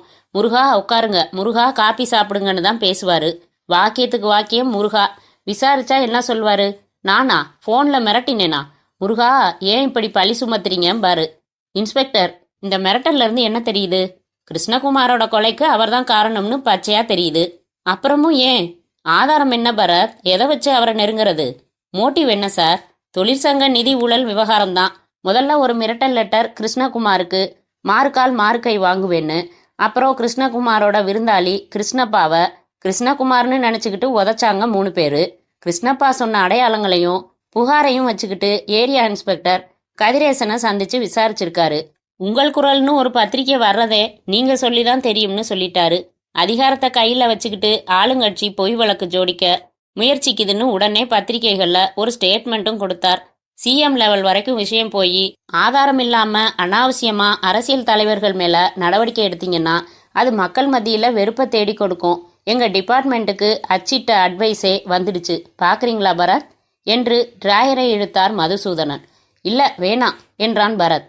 அமைதியாக ஜன்னல் மேல் வைத்திருந்த தொட்டிப்பூவின் தலையசைப்பை பார்த்தான். கைவிரல் மேஜையின் உலக உருண்டையை மெதுவாக சுழற்றியது. என்ன பரத், அமைதியாயிட்டீங்க? இன்னும் கூட ஓப்பனா ஒரு விஷயத்த சொல்லட்டுமா? சித்திரப்பூர்ல போலிசாமியார் நடவடிக்கை பத்தி கிருஷ்ணகுமாருக்கு வந்த வாசகர் கடிதத்தை கைப்பற்றினோம். முதல்ல ஒரு மிரட்டல் கடிதத்துல இருந்த கையெழுத்தும் இதுவும் ஒண்ணுதான். ரொம்ப திட்டம் போட்டு செயலாக்கி இருக்கு. கிருஷ்ணகுமார் தனியா ஸ்கூட்டர்ல போனது தப்பு. சித்திரப்பூர் எல்லையில வழிமறிச்சு கோயிலுக்கு அழைச்சிட்டு போறேன்னு தந்திரமா ஏதாச்சும் பேசி டக்குன்னு தலையில பெட்ரோலை ஊத்தி இருக்கணும், பத்த வச்சிருக்கணும். ஒரு முடி கூட மிஞ்சல. 4-5 பேர் சேர்ந்து தான் செஞ்சிருக்கணும். போஸ்ட்மார்ட்டத்துக்கு துண்டு துண்டாதான் கொண்டு போயிருக்காங்க. கொலை செய்யப்பட்டது கிருஷ்ணகுமார் தாங்கிறதுல சந்தேகம் எதுவும் இல்லையே? இல்ல, மூஞ்சி கொஞ்சம் மிச்சம் இருந்துச்சு. இடது தொடையில பர்த் மார்க் கிடைச்சிடுச்சு. ஸ்கூட்டர், கைப்பை, அட்ரஸ், கார்டுன்னு அதெல்லாம் 100% உறுதியாயிடுச்சு. சார், அந்த மிரட்டல் லெட்டரையும் சித்திரப்பூர் வர சொன்ன லெட்டரையும் நான் பார்க்கலாமா? தாராளமா. நேத்து தான் லேப்ல இருந்து வந்துச்சு. ஃபைல் எடுத்து புரட்டி காட்டினார். முதல் பார்வையிலேயே 2 கையெழுத்துக்களும் ஒன்றுதான் என்று உணர முடிந்தது. எழுத்துக்கள் முன்னோக்கி சாய்ந்திருந்தன. மிரட்டல் கடிதத்தில் உன் நலம் விரும்பும் நண்பன் என்று கையெழுத்திருந்தது. இரண்டாவதில் சண்முகநாதன் 47 மேட்டுத்தெரு சித்திரப்பூர் என்று முழு விலாசமும் இருந்தது. விலாசம் பார்த்து முகத்தை உயர்த்தி மதுவை பார்த்தான் பரத். விசாரிச்சிட்டேன், சித்திரப்பூர்ல மேட்டுத்தெருவே இல்லை. இன்னொரு விஷயம், லெட்டர்ல குறிப்பிட்டிருக்கிற மாதிரி அப்படி எந்த சாமியாரும் அருள்வாக்கு சொல்ற சம்பவம் நடக்கல. எல்லாம் ரீல். கிருஷ்ணகுமார ஊருக்கு வெளியே தங்கள் திட்டத்துக்கு தோதா வரவழைக்கிறதுக்காக செய்யப்பட்ட பிரமாதமான ஏற்பாடுகள்ல லெட்டரும் ஒன்று. இஃப் யூ டோன்ட் மைண்ட், இந்த ஃபைலில் இருக்கிற ஃபோட்டோஸ், எஃப்ஐஆர், உங்கள் அப் டு டேட் ரிப்போர்ட்ஸ் எல்லாம் பார்க்க விரும்புகிறேன். சட்டப்படி அனுமதிக்கக்கூடாது, நட்புப்படி அனுமதிக்கலாம். அதுவும் மிஸ்டர் முருகேசன் அறிமுகப்படுத்தி வச்சதுனால கோ அஹெட். நான் கேன்டீன் வரைக்கும் போயிட்டு வந்துடுறேன். மதுசூதனன் நாற்காலியை பின்தள்ளி டிராயரை பூட்டிக்கொண்டு ஷூக்கள் சப்திக்க மொசைக் தரையில் கலங்களாக நிழல் நகர நடந்து மறைந்தார். தலைக்கு மேலே சுழன்ற மின் விசிறியில் பொய்யான எதிர் சுழற்சி தெரிந்து கொண்டிருக்க பரத் நிதானமாக ஒவ்வொரு காகிதத்தையும் ஒரு வரி விடாமல் படிக்க ஆரம்பித்தான். 10 நிமிடங்களில் அந்த தனியறையின் புஷ்டோரை தள்ளிக்கொண்டு புயலாய் உள்ளே வந்தாள் சுசீலா. நினைச்சே, உங்க திமிர் எனக்கு தெரியாதா என்று அவனை நெருங்கினாள். சுசி, என்ன நீ இங்கே வர்ற? எப்படி தெரியும்? ஆஃபீஸ் போகல? போனேன். நீங்க என்ன முடிவு செஞ்சீங்கன்னு தெரிஞ்சுக்க உங்க ஆஃபீஸ்க்கு ஃபோன் செஞ்சேன். லீவுன்னாங்க. வீட்டில் பதில் இல்லை. சரிதான், ஐயா தீவிரமா இறங்கிட்டாருன்னு புரிஞ்சுக்கிட்டேன். நேரா இங்கே வந்தேன். முருகேசன் சாரை பார்த்தேன். இத்தனாவது ஃப்ளோர்ல இத்தனையாவது விங்க்ல வாசல்ல மதுசூதனன்னு போர்டு போட்டிருக்கும்னு அடையாளம் சொன்னாரு. வந்துட்டேன். ரைட். ஏன் வந்த? புத்தி சொல்ல. நான் நேற்று அவ்வளவு சொல்லி ஏறலையா உங்களுக்கு? இந்த கேஸ் மட்டும் வேணாம். இன்னைக்கு அரசியல் ரொம்ப மோசமா இருக்கு. இரக்கமே இல்லை. வேண்டாதவன்னா விளைவை பார்க்காம நசுக்கிடுறாங்க. உங்ககிட்ட மூளை பலம் மட்டும்தான் இருக்கு, பத்தாது. 4 பேர் திடகாத்திரமா நின்னா எதிர்த்து எதுவும் செய்ய. இது சினிமா இல்லை. வேணாம் பரத், ப்ளீஸ் வேணாம். என்ன சுசி இவ்வளவு பயப்படுற? தலையிடாதேன்னு ஃபோன்ல மிரட்டுறான். சரின்னு விலகிட்டா அது அவமானம் இல்லையா? மிரட்டல் வேற வந்துடுச்சா அதுக்குள்ள? ஆமா, என்ன மட்டும் இல்ல, போலீஸ் டிபார்ட்மெண்ட்டையே மிரட்டுறாங்க. யார் குற்றவாளின்னு பளிச்சுன்னு தெரியுது. ஆதாரம் தான் வேணும். நீங்க தேட போறீங்களாக்கும் அதை. Why not? ஏன் முயற்சி பண்ணக்கூடாது? பரத்தின் தாடையை பிடித்து கொண்டு, பரத், என் கண்ணு இல்ல, வேண்டாமா? நமக்கு பயமா இருக்குமா? ஆமா, இரு வரேன். இது ரெடிமேட் சுடிதார் தானே? ஆமா, பேச்ச மாத்தாதீங்க. இவ்வளவு லோ கட் கழுத்து ரெடிமேட்ல போட மாட்டாங்களே. கழுத்து நுழைக்க சிரமமா இருந்துச்சு. நான் தான் கொஞ்சம் வெட்டிக்கிட்டேன். இப்போ நான் எதுக்குன்னு கவலைப்படுறது? என் உயிருக்கா உன் கற்புக்கா? இப்படியே ஆபீஸ் போற, ரோட்ல வர்ற, நீ சொன்ன அதே திடகாத்திரமான 4 பேர் தனியா மடக்கினா என்ன பண்றது சுசி? ஒரே ஒரு வாக்கியம் சொன்னா பொழைச்சுக்கலாம் பரத். சிம்பிள். என்ன அது? தயவு செஞ்சு கியூவில் வாங்க. அரைஞ்சனா பல்லு பரதநாட்டியம் ஆடும். மரியாதையா shut up your mouth and then shut up your up. என்னை படிக்க விடு. பரத் தீவிரமாக படிக்க துவங்கினான். சுசீலா தோள்களை ஒரு தரம் குலுக்கி கொண்டு ஜன்னலுக்கு நடந்து இந்த பூவை பறிச்சுக்கட்டுமா பரத் என்றாள். உள்ளே வந்த மதுசூதனன், நோ நோ, யார் நீ என்றார். பரத் பக்கம் பார்த்து, யார் இது என்றார். தெரியல சார், நான் இப்பதான் கவனிக்கிறேன். உள்ள எப்போ வந்தேம்மா? ஸ்வீப்பரா சார்? சுசீலா உதடுகள் துடிக்க பற்களை கடித்து கொண்டு, நான் அவரை பார்க்க வந்தேன். நான் அவரோட. ஆமா சார், என்னோட கூட படிச்ச பொண்ணு. வாமா, இப்படி உட்காரு. சார், நான் எல்லாம் படிச்சுட்டேன். 108 பேரை சித்திரப்பூர்ல விசாரிச்சிருக்கீங்க. இதுல 8 பேர் ஒரே மாதிரியான பதில் சொல்லியிருக்காங்க. நெருப்பு எரியறத தூரத்துல இருந்து பார்த்துட்டு ஓடி வந்தோம். தூரத்துல ஒரு கார் வேகமா போய்கிட்டு இருந்துச்சு. அதுல 4-5 பேர் இருந்தாங்க. அந்த கார் அது கதிரேசனோட காரா தான் இருக்கணும். அவர்கிட்ட 3 கார் இருக்கு. கிராமத்துக்காரங்க, இருட்டு நேரம், யாரும் நம்பர் கவனிக்கல என்று அமர்ந்தார். கேட்கறதுக்கு தப்பா நினைக்காதீங்க. மிரட்டலுக்கு நீங்க பயப்படுறீங்களா? இல்லவே இல்லை, இது எங்களுக்கு புதுசு இல்லை. நான் தொடர்ந்து நடவடிக்கைகள் எடுத்துக்கிட்டு தான் இருக்கேன். கதிரேசன் வீட்டில் மொத்தம் 13 பேர் வேலை பார்க்குறாங்க. அவங்கள ஒருத்தனை தான் இந்த லெட்டர்களை எழுத வச்சிருக்கணும்னு நான் சந்தேகப்படுறேன். அந்த 13 பேரையும் போலீஸ் ரகசியமா கண்காணிச்சுக்கிட்டு இருக்கு. அவங்க கையெழுத்துக்களை ரகசியமா சேகரிக்க சொல்லியிருக்கேன். கிடைச்சா லெட்டர் எழுதினவன் யாருன்னு உறுதி செஞ்சுட்டா போதும். அப்புறமா மின்னல் வேகத்தில் இறங்கிடுவேன். பரத் அமைதியாய் இருந்தான். சுசீலா குண்டூசி உருவிக்கொண்டு கொஞ்சம் முதிர்ந்து மிச்சம் முதிராமல் இருந்த விரலின் நெயில் பாலிஷை சுரண்ட ஆரம்பித்தாள். ஏன் சார், யாரோ ஒரு பொண்ணு ஃபோன் செஞ்சு நடவடிக்கை எடுங்கன்னு திருப்பி திருப்பி சொல்றதா முருகேசன் சொன்னாரு. ஆமா, 4 தடவை பண்ணியிருக்கு. தன்னை பத்தி எதுவும் சொல்ல மாட்டேங்குது. விவரம் கேட்கறதுக்குள்ள ஃபோனை வச்சிடுது. முதல்ல அலட்சியப்படுத்திட்டோம். இப்போ ஃபோன் வந்தா நம்பர் ட்ரேஸ் பண்ண ஏற்பாட்டோட தயாரா இருக்கோம். ஆனா 2 நாளா ஃபோன் இல்லை. அந்த பொண்ணை பிடிச்சா கூட ஏதாச்சும் ஆதாரம் கிடைக்கும்னு நினைக்கிறேன். பார்க்கலாம். நான் புறப்படட்டுமா சார்? சரி, கிருஷ்ணகுமாரோட காதலி சூர்யா தானே உங்களை ஈடுபட சொன்னது? ஆமா, எப்படி தெரியும்? எங்களுக்கு யூக சக்தியே கிடையாதா? அந்த பொண்ணை விசாரிக்க ஃபோன் செஞ்சேன். நானே நேரில் வர்றேன்னு ஆஃபீஸ் வந்து விவரம் எல்லாம் சொல்லுச்சு. எனக்கு உங்கள் டிபார்ட்மெண்ட் மேலே நம்பிக்கை இல்லை. நான் தனிப்பட்ட முறையில் குற்றவாளியை கண்டுபிடிக்க ஏற்பாடு செய்ய போறேன்னு சொல்லுச்சு. எங்களுக்கு மறுப்பு இல்லை மேடம்னு சொன்னேன். இப்போவும் அதான் சொல்கிறேன். நீங்கள் கேட்ட விவரம் பூரா சொன்னேன், காட்டினேன். நீங்கள் தாராளமாக முயற்சிகளில் இறங்கலாம். ஆனால் ஏதாச்சும் முக்கிய பாயிண்ட் கிடைச்சா உடனே என்கிட்ட வந்துடுங்க. நிச்சயம் வருவேன் சார். மதுசூதனன் எழுந்து நின்று கை குலுக்கினார். வரேன் சார் என்ற பரத்துடன் நடந்து சென்ற சுசீலா திரும்பி வந்து குண்டூசியை குத்திவிட்டு சென்று வராந்தாவில் அவனுடன் சேர்ந்து கொண்டு, பாத்தீங்களா பரத், போலீஸே மண்டைய பிச்சுக்குது என்றாள். நாமும் கொஞ்சம் சேர்ந்து பிச்சுக்கலாமே. ஆக விவகாரத்தை விலைக்கு வாங்குறீங்க. விலையெல்லாம் கிடையாது, ஓசி தான். வரியா? எங்க? சித்திரப்பூர் என்றான் பரத். பரத் பைக்கை ஸ்டார்ட் செய்ய தூரத்தில் காத்திருந்த அம்பாசிடரின் என்ஜினும் ஸ்டார்ட் ஆனது. அத்தியாயம் 9. சித்திரப்பூர் எப்போதோ வெள்ளத்தால் பாதிக்கப்பட்டு அதற்கு பிறகு தன்னை செப்பனிட்டு கொள்ளாமலேயே வறுமையில் வாடும் கிராமம் என்னும் தலைப்பிற்கு புகைப்படம் பிடிக்கலாம் போல சோகமாய் நின்றது. முக்கிய சாலையிலிருந்து கப்பி சாலையை கடன் வாங்கியிருந்தது. சாலையோரமெல்லாம் சப்பாத்தி கள்ளி, செம்மண் புழுதி அப்பின செடிகள், வண்டி தடங்களுக்கு மத்தியில் செருப்பற்ற கால் தடங்கள், 10 அடிக்கு ஒரு தரம் திறந்தவெளி டாய்லெட். ஜல் ஜல் என்று கொம்பு சீவி பூன் மாட்டின ஒற்றை மாட்டு வண்டியில் ஜவ்வாது வாடை வீச பரத் ஓவர்டேக் செய்து நிறுத்தி வண்டிக்காரனை நிறுத்த வைத்தான். யாரப்பா அது வண்டியை நிறுத்தினது என்று வண்டிக்குள்ளிருந்து எட்டி பார்த்தவருக்கு மூஞ்சியெல்லாம் மீசை. மெட்ராஸ்ல இருந்து வர்றோம். போன வாரம் இங்கே ஒருத்தர் ஸ்கூட்டரோட பெட்ரோல் ஊத்தி கொளுத்தினாங்களே, அது எந்த இடம்? நீங்க யாரு? போலீஸா? ஒரு வாரத்துல 100 பேர் வந்துட்டு போயாச்சு. நாங்க 102 சேர்ந்துக்கிறோம். நீங்க யாரு? வண்டிக்காரன் பதட்டமாய், தலை கட்டுங்க என்றான். எதுக்குயா தலைய கட்டணும்? ஐயோ, சித்திரப்பூர் தலை கட்டுங்க, பெரிய ஜனம், ஜமீனு. அப்படிங்களா? தம்பி, வண்டி பின்னாடியே வா, காமிக்கிறேன் என்றார் தலைக்கட்டு. சரிங்க. மாட்டு வண்டி வேகத்திற்கு 2வது கியரிலேயே ஓட்டினான் பரத். பரத், இந்த கிராமத்து விசிட் எல்லாம் வேஸ்ட். நான் என்ன சொல்றேன்னா என்றாள் சுசி. எதுவும் சொல்ல வேணாம், சும்மா பதில் பேசிக்கிட்டே இருந்தா இப்படியே இறக்கி விட்டுடுவேன், நடந்து வர வச்சிடுவேன். 3வது நிமிஷத்தில் காய்ந்த வயல்களுக்கு மத்தியில் இடிபாடுகளுடன் ஒரு கோயில் தெரிந்தது. வரிசையாய் சாலையோரமாய் புளிய மரங்கள். வண்டியை நிறுத்துறா சின்னப்பா. சொன்னபடி ஸ்மால் ஃபாதர் வண்டியை நிறுத்த பட்டு ஜிப்பா தலைக்கட்டு வண்டியை விட்டு இறங்கினார். என்ஜினை நிறுத்தப்பா, இதான் இடம் என்றார். பரத் பைக்கை ஸ்டாண்டு போட்டு நிறுத்தினான்.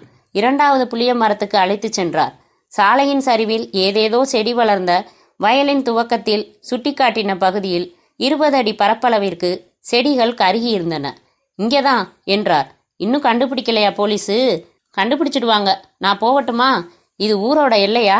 ஆமா, இங்க இருந்து இன்னும் 5 நிமிஷம் போனா ஊரு. போலீஸ் விசாரணையில நெருப்பு எரிஞ்சதை பார்த்து ஓடி வந்தோம். அப்போ ஒரு கார் போயிட்டு இருந்துச்சுன்னு சில பேர் சொல்லியிருக்காங்க. ஊருக்குள்ள வரேன், அவங்கள சந்திக்க ஏற்பாடு பண்ணுவீங்களா சார்? சொன்னது நம்ம தோப்பு ஆளுங்க தான் தம்பி. அதை பாருங்க கோயில், அதை தாண்டி தென்னந்தோப்பு தெரியுதா? நம்மளது தான். காவலுக்கு 6 பேர் இருக்கானுங்க. இட்டார சொல்லவா இங்க? வேணாம், நான் போய் பார்த்துக்கிறேன், நீங்கள் போங்க. ரைட்டு, ஊருக்குள்ளார வந்தா வீட்டில் மோர் சாப்பிட்டுட்டு போகலாம். இது பொம்பளை போலீஸா? ஆமாம். என்னப்பா ஈன்னு பார்த்துக்கிட்டு நிற்கிற? வண்டியை எடுறா. ஜல் ஜல் என்று அவர்கள் காணாமல் போக சுசீலா ஒரு புளியம்பழத்திற்கு எம்பிக் கொண்டிருந்தாள். உதவி செய்வோமேன்னு இல்லாமல் மசக்கக்காரி மாதிரி குதிக்கிறியே, என்ன உதவி செய்யணும்? தேடு, இந்த வட்டாரம் பூரா தேடு, ஏதாச்சும் கிடைக்குதான்னு. பரத், சொன்னா கோச்சுக்க கூடாது. சம்பவம் நடந்து 1 வாரம் ஆச்சு. போலீஸ் வந்து சப்ஜாடா பார்த்துட்டு போயாச்சு. உங்களுக்கு என்ன கிடைக்கும் இப்ப? ஏதாச்சும் கிடைக்கலாம், நீ எம்பிக்கிட்டே இரு, வரேன். பரத் மெல்ல சரிவில் இறங்கி கருகின செடிகளை அடைந்தான். தரையை பார்த்தான். காய்ந்த இலைகளை கால்களால் தகர்த்தி விட்டு தேடினான். 15 நிமிடம் சுற்றி சுற்றி வந்தான். பிறகு ஒவ்வொரு புளிய மரத்தின் பின்னாலும் போய் பொறுமையாக தேடினான். புளிய மரத்தடியில என்ன தேடுறீங்க? பேய். செருப்பை கலட்டிட்டு மரம் ஏறி 2 பிஞ்சு பறிச்சு கொடுங்களேன். பார்த்தாலே பல்லு கூசுது. எரிஞ்ச இடத்துல தேடினீங்க நியாயம். இவ்வளவு தூரம் தள்ளி என்ன எதிர்பார்க்குறீங்க? பார்த்து யாராச்சும் அசிங்கம் பண்ணி வச்சிருக்க போறாங்க. மண்டு சுசி, கிருஷ்ணகுமாரை கொன்னது தனியாள் இல்லை, 4-5 பேர். 4-5 பேரும் ஒட்டு மொத்தமா ரோட்ல நின்று அவனை வழிமறிச்சிருக்க முடியாது. ஒருத்தந்தான் அதை செஞ்சிருப்பான். மிச்சம் பேர் எங்க இருந்திருப்பாங்க? மறைஞ்சிருந்திருப்பாங்க. இங்க மறைஞ்சுக்க தோதா 4 அகலமான புளிய மரங்கள் தான் இருக்கு. அதனால இங்க மறைஞ்சு நின்று இருக்கலாம். அப்படி நின்று இருந்தா ஏதாச்சும் தடயம் கிடைக்காதான்னு. ஹேய், கிடைச்சிருச்சு. பரத் ஆவேசமாக குனிந்து எடுத்தான். சுசி ஆர்வமாக வந்தாள். என்ன என்ன? உள்ளங்கையில் வைத்து காட்டினான். உபயோகப்படுத்தின தீக்குச்சி. இது என்ன பெரிய தடயமா? இதை வச்சு என்ன பண்றது? பல்லு குத்தலாம், கழுவிட்டு. சுசி, சரியா பாரு, இது சாதாரண வகை தீக்குச்சி இல்ல. அட ஆமா, குச்சி மாதிரி சீரா இல்லாம பிசிறு பிசிறா இருக்கே. இதுவும் தீக்குச்சி தான் சுசி. ஆனா இந்த வகை தனியா இருக்காது. 10 குச்சிகள் சேர்ந்து ஒரே பட்டையா இருக்கும். ஒவ்வொரு குச்சியா பேப்பர் மாதிரி தனியா கிழிச்சு உபயோகப்படுத்தணும். அப்படி உபயோகப்படுத்துற தீக்குச்சி இது. இந்த வகையெல்லாம் கிராமத்துல கிடைக்காது. நிச்சயமா இது இங்க காத்திருந்தவன் பயன்படுத்தினது தான். கொஞ்சம் ஹெல்த்தியான பாயிண்ட் தான். ஆனா இதை வச்சு எதுவும் சொல்ல முடியாதுன்னு நான் நினைக்கிறேன். பார்க்கலாம் என்று சட்டை பாக்கெட்டுக்குள் போட்டுக்கொண்டான். சரிவா, ஒத்தையடி பாதையில நடந்திருக்கிறியா? எங்க? அந்த தென்னந்தோப்புக்கு. நான் வரலப்பா, இங்கே இருக்கேன், நீங்க போயிட்டு வந்துடுங்க. ஓகே என்று பரத் கோயிலை தாண்டி அந்த தென்னந்தோப்பை நோக்கி நடக்க ஆரம்பிக்க சுசீலா பைக்கை தள்ளி வந்து ஒரு கொத்து புளியம்பிஞ்சுகளுக்கு நேர்கீழே ஸ்டாண்டு போட்டு நிறுத்தி ஏறி பறித்து கொண்டு அமர்ந்து சுவாரஸ்யமாக கடிக்க ஆரம்பித்தாள். 1/2 மணி நேரம் கழித்து பரத் வந்தான். என்ன, தோப்பு ஆளுங்களை விசாரிச்சிங்களா? புதுசா ஒரே ஒரு தகவல் தான் கிடைச்சது. என்ன? தூரத்துல போன கார்ல இருந்த 4-5 பேர்ல ஒருத்தன் கண்ணாடி போட்டிருந்தான். வா போலாமா? அவ்வளவுதானே. ஊர் போனதும் சூர்யாவை கூப்பிட்டு சொல்லிடுங்க. என்ன? என்னை விட்டுடுமா தாயேன்னு. தாயேவா? எவ்வளவு யங்கா இருக்கா தெரியுமா? நீ கிட்டத்துல பார்க்கலையே. ஒரே பதட்டம், ஒரே வியர்வை. படக்கு படக்குன்னு மூச்சு விடுறப்போ அவ இதயம் எப்படி துடிச்சுது தெரியுமா? அது எப்படி மேன் இதய துடிப்பு பார்த்தீங்க? அகத்தின் அழகு முகத்தில். அது மாதிரி இதயத்தின் துடிப்பு எங்க தெரியும்? மரியாதையா அடுத்த வாரம் என்ன கல்யாணம் பண்ணிக்கிறீங்க நீங்க. இல்லைன்னா தெருவுக்கு தெரு பிள்ளை பெத்து விட்டுடுவீங்க போலிருக்கே. எல்லாம் என்ன சித்தி சித்திங்கும். பரத் பைக்கை ஓட்டிக்கொண்டே, ஏன் சுசி, சீரியஸா கேட்குறேன், எப்போ கல்யாணம் பண்ணிக்கலாம்? என்ன அவசரம் இப்போ? முழுசா ஒரு முத்தமே தாண்டலாம் இன்னும். என்ன சொன்ன என்று சடன் பிரேக் அடித்து நிறுத்தினான். திரும்பினான். உதடுகளை கடித்துக்கொண்டு குறும்பாய் அவனை பார்த்த சுசியின் முகத்தை உயர்த்தினான். ரெடி, 1 2 என்று நெருங்க 3 என்று குறுக்கே கைப்பை வைத்து, மிஸ்டர், இது நடு ரோடு. கிருஷ்ணகுமார் கேஸ முடிச்சுட்டு நீங்க பொழைச்சு கிடந்தா 4 சுவத்துக்குள்ள 1 2 3 சொல்லலாம். சொல்லிட்ட இல்ல, இனிமே பாரு என் செயல் வேகத்தை என்று கியர் மாற்றி சீறினான் பரத். அத்தியாயம் 10. பரத் சென்னை வந்து தன் வீட்டின் வாசலில் பைக்கை நிறுத்தின போது உள்ளே போன் மணி ஒலித்து கொண்டிருப்பதை கேட்டு பூட்டை அவசரமாக திறந்து உள்ளே வந்து எடுத்தான். சுசி கதவோரத்தில் கிடந்த கடிதங்களை கையில் எடுத்துக்கொண்டு உள்ளே நுழைந்து டிவி போட்டு கிரிக்கெட் பார்த்தாள். Hello, Bharat here. சார், நீதி தோத்துடக்கூடாது சார். அறிமுகமில்லாத பெண் குரல். வாஸ்தவம். இதை சொல்றதுக்கு ஃபோன் செஞ்சீங்களா? யார் நீங்க? அது வேணாம் சார், நான் சொல்றத கேளுங்க. கிருஷ்ணகுமாரை கொலை செஞ்சது கதிரேசனோட ஆட்கள். நீங்க போலீஸுக்கு ஒத்துழைச்சு அவனை உள்ள தள்ளுங்க. மை காட், நீங்க தான் போலீஸுக்கு 4 தடவை ஃபோன் செஞ்சவங்களா? மேடம் ப்ளீஸ், நான் போலீஸ் இல்ல, தனியாள். என்கிட்ட எதையும் சுதந்திரமா நீங்க பேசலாம். தயவு செஞ்சு நீங்க படக்குன்னு போனை வச்சிடாதீங்க. வைக்கல, ஆனா நீங்க கதிரேசனை பிடிக்க போலீஸுக்கு உதவணும். உதவிக்கிட்டு தான் இருக்கேன். போலீஸ் தரப்புலையும் கதிரேசனை கைது செய்ய தயாரா இருக்காங்க. ஒரு ஸ்ட்ராங்கான ஆதாரம் மட்டும் வேணும். நீங்க யாருன்னு சொல்லுங்க. உங்ககிட்ட ஏதோ ஆதாரம் இருக்கணும். என் கண்ணால பார்த்தேன் சார். ஆனா நான் என்னை அறிமுகப்படுத்திக்க முடியாத நிலை. சரி வேணாம். என்ன பார்த்தீங்க? சம்பவம் நடந்த அன்னைக்கு சித்திரப்பூர் போற கிளைப்பாதை கிட்ட என்னோட கார் ரிப்பேர் ஆயிடுச்சு. ராத்திரி நேரம், ஒரே இருட்டு. வீட்டுக்கு ஃபோன் செஞ்சா வேற கார் வரும். ஆனா ஃபோனுக்கு எங்கே போறது? சுத்தும் முத்தும் பார்த்தேன். சித்திரப்பூர் 2 கிலோமீட்டர்னு கிளைப்பாதையில போர்டு. சித்திரப்பூர்ல எங்க தூரத்து சொந்தம் உண்டு. சரி, அவர் வீட்டுக்கு போயிடலாம்னு தனியா நடந்தேன். கொஞ்ச தூரம் போனா என் கண்ணால பார்த்தேன். 4 பேர் ஒரு ஆளை அமுக்கி பிடிச்சு ஒரு கேன்ல இருந்து அவன் தலையில மண்ணெண்ணெயோ பெட்ரோலோ ஊத்தினாங்க. அப்புறம் பத்த வச்சாங்க. ஸ்கூட்டர் மேலேயும் ஊத்தி பத்த வச்சாங்க. பக்கத்துல இருந்த மரத்துக்கு பின்னாடி மறைஞ்சுக்கிட்டேன். கார் நம்பர் நோட் பண்ணிக்கிட்டேன். Number TTO 1908. அப்புறம் சொந்தக்காரங்க வீட்டில் தங்கிட்டு காலையில் கார் ரிப்பேர் பண்ணிக்கிட்டு மெட்ராஸ் வந்துட்டேன். பேப்பரில் விளம்பரம் படித்தேன். அந்த நம்பரை வச்சு சொந்தமாக விசாரித்தேன். அது தலைவர் கதிரேசனோட கார் நம்பர்னு தெரிஞ்சுக்கிட்டேன். நான் நேரடியாக போலீஸில் வந்து சாட்சி சொல்ல முடியாது. ஏன்? உயிர் மேலே ஆசை சார். நான் பொம்பளை சார், பணக்கார பொம்பளை. நிறைய வாழ விரும்புகிறேன். சாட்சி சொன்னால் என்ன ஆகும்? அதே மாதிரி என் தலையிலையும் பெட்ரோல் ஊற்றி கொளுத்திடுவாங்க. மேடம், உங்கள் பேர் என்னன்னு கூட தெரியாது. ப்ளீஸ், நான் சொல்கிறத கேளுங்க. ஆதாரமே இல்லாமல் தவிச்சுக்கிட்டு இருக்கிற இந்த கேஸுக்கு நீங்கள் ரொம்ப முக்கியமான விட்னஸ். நீங்கள் சாட்சி சொன்னால் நிச்சயமாக கதிரேசனை தண்டிக்கலாம். உங்களுக்கு முழு பாதுகாப்பு கொடுக்க நான் ஏற்பாடு செய்கிறேன். தயவு செஞ்சு. No mister Bharath. எத்தனை நாளைக்கு எனக்கு பாதுகாப்பு தர முடியும்? கதிரேசன் பாப்புலரான தலைவர். தொண்டர்கள் என்னை சும்மா விடுவாங்களா? மனசு கேட்காம தான் ஃபோன் மூலமாக போலீஸுக்கு சொன்னேன். இப்போ உங்ககிட்ட சொல்கிறேன். வேற வழிகள் இல்லை. அவரை மடக்க பாருங்க. என்ன விட்டுடுங்க. மேடம் இருங்க, ஃபோனை வச்சிடாதீங்க என்று அவசர அவசரமாக பரத் சொல்லி கொண்டு இருக்கும்போதே ஃபோன் தொடர்பு துண்டிக்கப்பட்டது. ச்சே, எவ்வளவு முக்கியமான சாட்சி என்று தலையை உதறினான் பரத். பக்கத்தில் இருந்து வந்து நின்று உன்னிப்பாக கேட்ட சுசீலா, இப்போ ஒன்றும் மோசமில்ல பரத். ஃபோன் செஞ்சது யாருன்னு உங்களுக்கு தெரியணும், அவ்வளவுதானே? ஆமா. மறுபடி சித்திரப்பூர் போகலாம் வாங்க. போய் சம்பவம் நடந்த அன்னைக்கு கார் ரிப்பேருன்னு உங்க சொந்தக்கார பொண்ணு உங்க வீட்டுக்கு வந்தாலான்னு ஒவ்வொரு வீடா கேட்கணும். சித்திரப்பூர்ல எத்தனை வீடு இருக்க போகுது? நல்ல ஐடியா. இதுக்கு போலீஸ் உதவி இருந்தா பரவாயில்ல சுசி. இரு வர்றேன் என்று பாக்கெட்டில் இருந்து குட்டி டைரி எடுத்து புரட்டி பார்த்து எண் சுழற்றி மிஸ்டர் மதுசூதனன் கிட்ட பேசணும் என்றான் பரத். அத்தியாயம் 11. கிழக்கு வீட்டிலிருந்து பயணம் புறப்பட்டான் சூரியன். ஆங்கில தினசரியை பார்த்து கொண்டே பிரஷ் செய்து கொண்டிருந்தான் பரத். விடிய காத்திருந்த வாகனங்கள் உரை உதறி புகை உதறி சாலையை அளக்க ஆரம்பித்தன.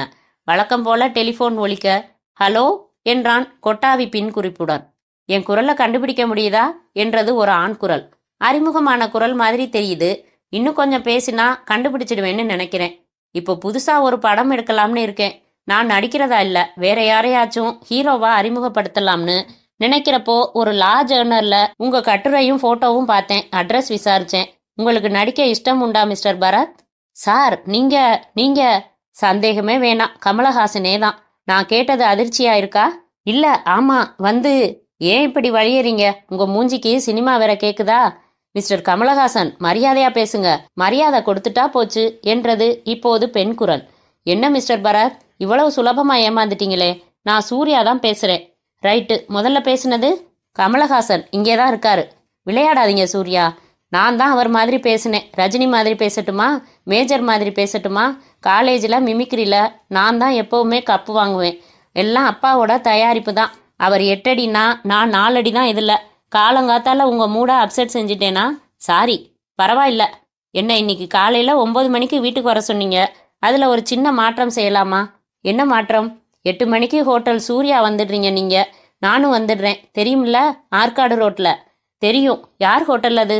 எங்களது தான். 3 நட்சத்திரம்.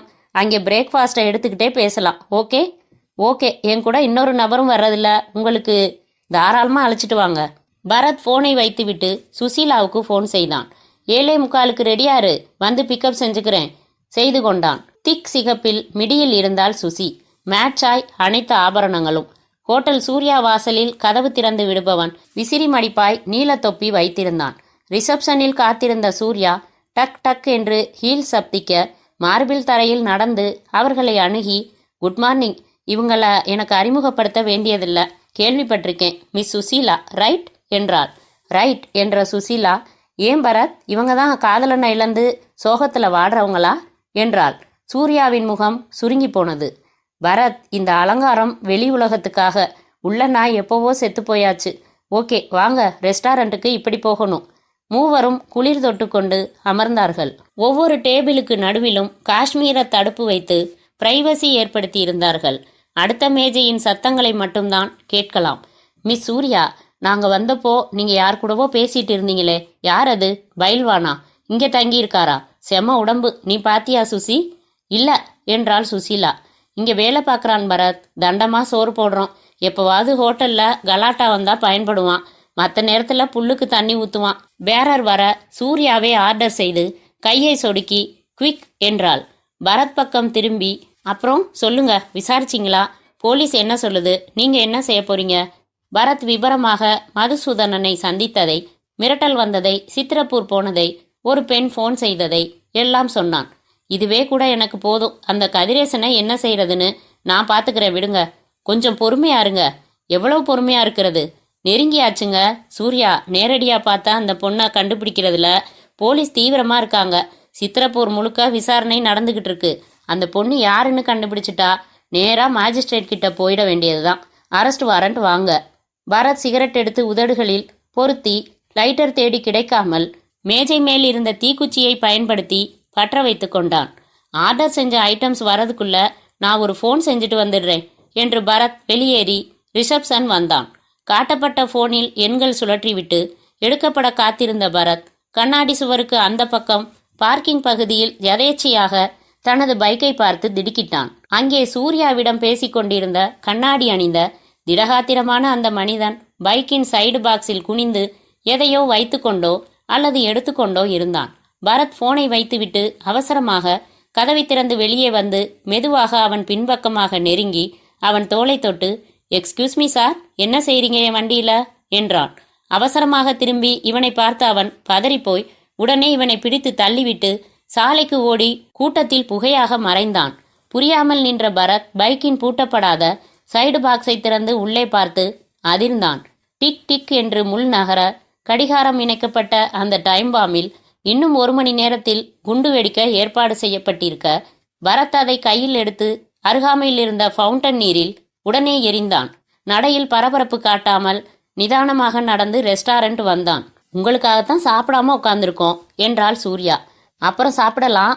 இந்த ஹோட்டல் பாடி கார்டு பேர் என்ன? கண்ணபிரான். அவன் யார் உத்தரவுக்கு கட்டுப்படுவான்? மேனேஜர். ஏன் மேனேஜருக்கு மேல எங்க அப்பா. ஏன் என்னையும் சுசீலாவையும் கூட்டாக கொலை செய்ய சதி செஞ்சான். இது மேனேஜர் உத்தரவா இல்ல உங்க அப்பா உத்தரவா? என்ன சொல்றீங்க பரத் என்றாள் சுசீலா. பரத் மேஜை மேல் இருந்த வித்தியாசமான தீப்பெட்டியை எடுத்து அதனுள் இருந்த 10 குச்சிகள் கொண்ட ஒரே பட்டையை வெளியே எடுத்து, பாத்தியா சுசி, இதே மாதிரி ஒரு அட்டையிலிருந்து பிரிக்கப்பட்ட ஒரு குச்சியைத்தான் சித்திரப்பூர்ல நாம பொறுக்கினோம். தட் மீன்ஸ் எனக்கு எதுவுமே புரியல பரத் என்றாள் சூர்யா. இருங்க, காலையில போன்ல கமலஹாசன் மாதிரி பேசினப்போ என்ன சொன்னீங்க? எல்லாம் உங்க அப்பாவோட தயாரிப்புன்னு சொல்லல? ஆமா சொன்னேன். அவர் நல்லா மிமிக்ரி பண்ணுவாரா? அற்புதமா பண்ணுவாரு. அண்ணா, இந்திரா காந்தி, கலைஞர், எம்ஜிஆர் எல்லார் குரல்லையும் பேசுவாரு. என்ன விஷயம் தெளிவா சொல்லுங்க. பரத் நாற்காலியில் அமர்ந்து 1 நிமிடம் அமைதியாய் இருந்தான். இருங்க, நானே மனசுக்குள்ள வரிசையா கோர்வைப்படுத்தி பாத்துக்கிறேன், எல்லாம் பொருந்துதான்னு. சுசீலாவும் சூர்யாவும் பதட்டமாக பார்த்து கொண்டார்கள். எஸ், இப்படித்தான் இருக்கணும் சூர்யா. பதட்டப்படாம நான் சொல்றத கேளுங்க. எல்லாமே யூகம்தான். உங்க அப்பாவுக்கு நீங்க கிருஷ்ணகுமார லவ் பண்றது தெரிஞ்சு போச்சு. அது அவருக்கு பிடிக்கல. உங்ககிட்ட நயமா எடுத்து சொல்றதை விட கிருஷ்ணகுமாரையே ரகசியமா தீர்த்திட முடிவு செஞ்சு பொறுமையா திட்டம் போடுறாரு. எப்படி? கட்டுரை சம்பந்தமா ஒரு மிரட்டல் கடிதம் எழுதி அப்புறம் தலைவர் கதிரேசன் குரல்ல மிரட்டிட்டு ஆளுங்களை வச்சு அடிச்சு, இதெல்லாம் அரசியல் விவகாரங்கிற மாதிரி ஒரு பின்னணி உருவாக்கிட்டு சித்திரப்பூர் சாமியார்னு ரீல் விட்டு ஒரு லெட்டர் எழுதி தனியா ஊருக்கு வெளியே கிருஷ்ணகுமாரை வரவழைச்சு கண்ணபிரான் கிட்ட பொறுப்பு கொடுத்து தீர்த்திட ஏற்பாடு செஞ்சிட்டாரு. அப்புறம் போலீஸ் ஸ்ட்ராங்கா கதிரேசனையே சந்தேகப்படணுங்கிறதுக்காக பொம்பளை குரல்ல மிரட்டினாரு. உங்களை ஃபாலோ செய்ய ஆள் போட்டு என்கிட்ட வந்ததை தெரிஞ்சு எனக்கு 2 விதமான குரல்ல மிரட்டலும் தகவலும் கொடுத்தாரு. நான் சித்திரப்பூர் போய் விவகாரத்தை தோன்றதால என்ன தீர்த்திடவும் முடிவு பண்ணிட்டாரு. எப்படி என் யூகம்? என்னால நம்பவே முடியலையே. வாங்க, வாசல்ல ஃபவுண்டன்ல தான் கண்ணபிரான் என் பைக்ல வச்ச டைம் பாம்பை தூக்கி போட்டிருக்கேன். பார்த்தா நம்புவீங்களா? எனக்கு தொடர்பே இல்லாத கண்ணபிரான் எதுக்காக என்ன கொல்ல நினைக்கணும்? மூவரும் அவசரமாக ஹோட்டலின் வாசலுக்கு வர திடீரென்று வெறி பிடித்தவளாக சூர்யா ஓடி தன்னுடைய காரில் ஏறிக்கொண்டு விருட்டென்று ரிவர்ஸ் எடுத்து சாலையில் கடந்தாள். என்னங்க அது? எங்க போறா இவ்வளவு வேகமா? மை காட், இவகிட்ட கிருஷ்ணகுமாரோட துப்பாக்கி இருக்கு. குற்றவாளி யாரா இருந்தாலும் கொலை செய்வேன்னு என்கிட்ட பேசினவ. போற வேகத்தை பார்த்தா அப்பான்னு கூட பார்க்க மாட்டான்னு நினைக்கிறேன். கமான். பரத் தன் பைக்கில் தாவி அமர விரைவாய் தொற்றிக்கொண்டாள் சுசீலா. 20 நிமிடத்தில் சூர்யாவின் பங்களாவின் காம்பவுண்டிற்குள் அவளின் கார் சீரலாய் நுழைய, சில வினாடிகள் வித்தியாசத்தில் பைக் நுழைய, போர்டிகோவில் ஏற்கனவே ஒரு போலீஸ் ஜீப் நின்று கொண்டிருந்தது. சூர்யா, பரத், சுசீலா மூவரும் தயக்கமாய் உள்ளே நுழைய, ஹாலில் சூர்யாவின் அப்பா ராமநாதன் நிற்க, எதிரில் ஏரியா இன்ஸ்பெக்டரும் 2 கான்ஸ்டபிள்களும் நிற்க, சப் இன்ஸ்பெக்டர் பேடில் காகிதம் வைத்து எழுதி கொண்டிருந்தார். வாமா சூர்யா என்றார் ராமநாதன். என்ன பாக்குற? ஒப்புதல் வாக்குமூலம் கொடுத்துக்கிட்டு இருக்கேன். வாங்க பரத், கண்ணபிரான் ஃபோன் செஞ்சான், நீங்க பார்த்துட்டதா? சரி, கண்ணாமூச்சி போதும்னு தீர்மானிச்சேன். போலீஸ் தேடி வரதுக்குள்ள நாமே கூப்பிட்டுட்டா கொஞ்சம் கௌரவம் இல்லையா? திகைத்து நின்றாள் சூர்யா. என்னம்மா சூர்யா திகைச்சு நின்னுட்ட? துப்பாக்கி எடுத்து சுட்டுடணும்னு ஆவேசமா வந்தியா? சுட்டுட்டா அப்புறம் அனாவசியமா நீயும் தண்டனை அனுபவிக்கணும். அது வேணாமேன்னு தான் நானே சரண்டர் ஆகிறேன். அப்பா, நீங்க செஞ்சது நியாயமா? இல்ல, என்னோட பார்ட்னர் பையன் சுரேஷுக்கு உன்னை கொடுக்க நினைச்சேன். அந்த கல்யாணத்தால வியாபார ரீதியா எனக்கு பல லட்சம் லாபமும் உண்டு. உங்க காதல் எடுத்து சொல்லி பிரிக்கிற ஸ்டேஜ் கடந்துடுச்சு. அதனால இப்படி குறுக்கு சிந்தனை வந்துடுச்சு எனக்கு. உண்மையை மறைக்கிறது ரொம்ப சிரமம்னு புரிஞ்சுக்கிட்டேன். எத்தனை பணம் செலவானாலும் உண்மையை மறைச்சிடணும்னு தீர்மானிச்சேன். தாக்கு பிடிக்க முடியல. கடைசியா என்னை மன்னிச்சிடுமா? சார், நான் ஒன்று இந்த கூட்டத்துல சொல்லித்தான் ஆகணும் என்றாள் சுசீலா. 10, 100, லட்சம், கோடி, 1 மில்லியன் அமெரிக்க டாலர் செலவு செஞ்சாலும் உண்மை இருக்கே, அது காற்றுள்ள பந்து. தண்ணிக்குள்ள அதிக நேரம் மூழ்கடிச்சிட முடியாது. மேல வந்தே தீரும். முற்றும்.